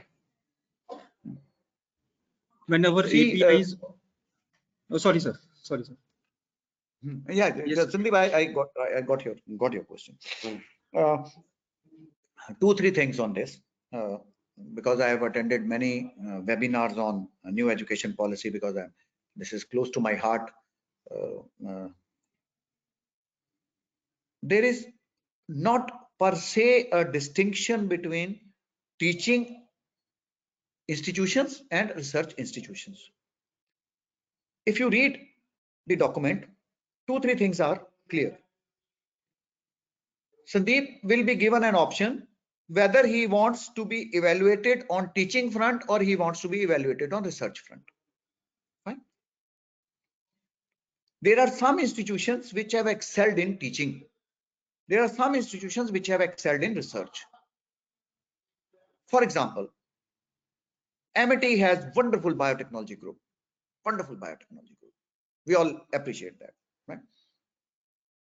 So should MIT not focus on biotechnology, and student of Punjab University, who wants to do higher research in biotechnology, while ready to take degree of Punjab University, not be allowed to do research in MIT University? Why not?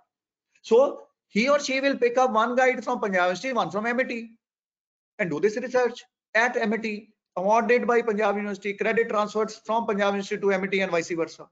Second,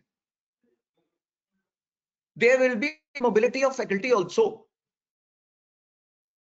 Sandeep is very keen on doing research on genetic manipulation of crops. But at G&D ECE, there is no such provision of doing research. So what he does? He approaches PAU. PAU provides him lab. And G&D ECE gives him 6 months or 1 year or 2 years sabbatical. Wonderful. So the whole focus of new education policy is on mobility, is on ensuring that the potential of each one of the student and the faculty is harnessed to the maximum extent. Otherwise, you are even allowed to offer your own courses. For example, I'm one of the first persons to do a PhD in international business before WTO. Fine, it's okay. I have seen WTO evolving, and I can predict, because of my 30 years of experience, of predicting where WTO will be in 2030. But my university has no such course. What I do? I approach the Indian Institute of Foreign Trade in Delhi and give them a course. They say, okay, do it for us. You understand? So mobility of students, mobility of faculty, mobility of resources. You will say, how are the resources mobile? By Punjab University lab will be open for 24/7. Anybody can come, pay a nominal fee and use this lab. Fine. I hope I've answered you, Sandeep ji. Yes, anybody else? Yes, sir. Thank you, sir. Thank you very much. Okay. Yes, ma'am. Navdeep ma'am, anything else?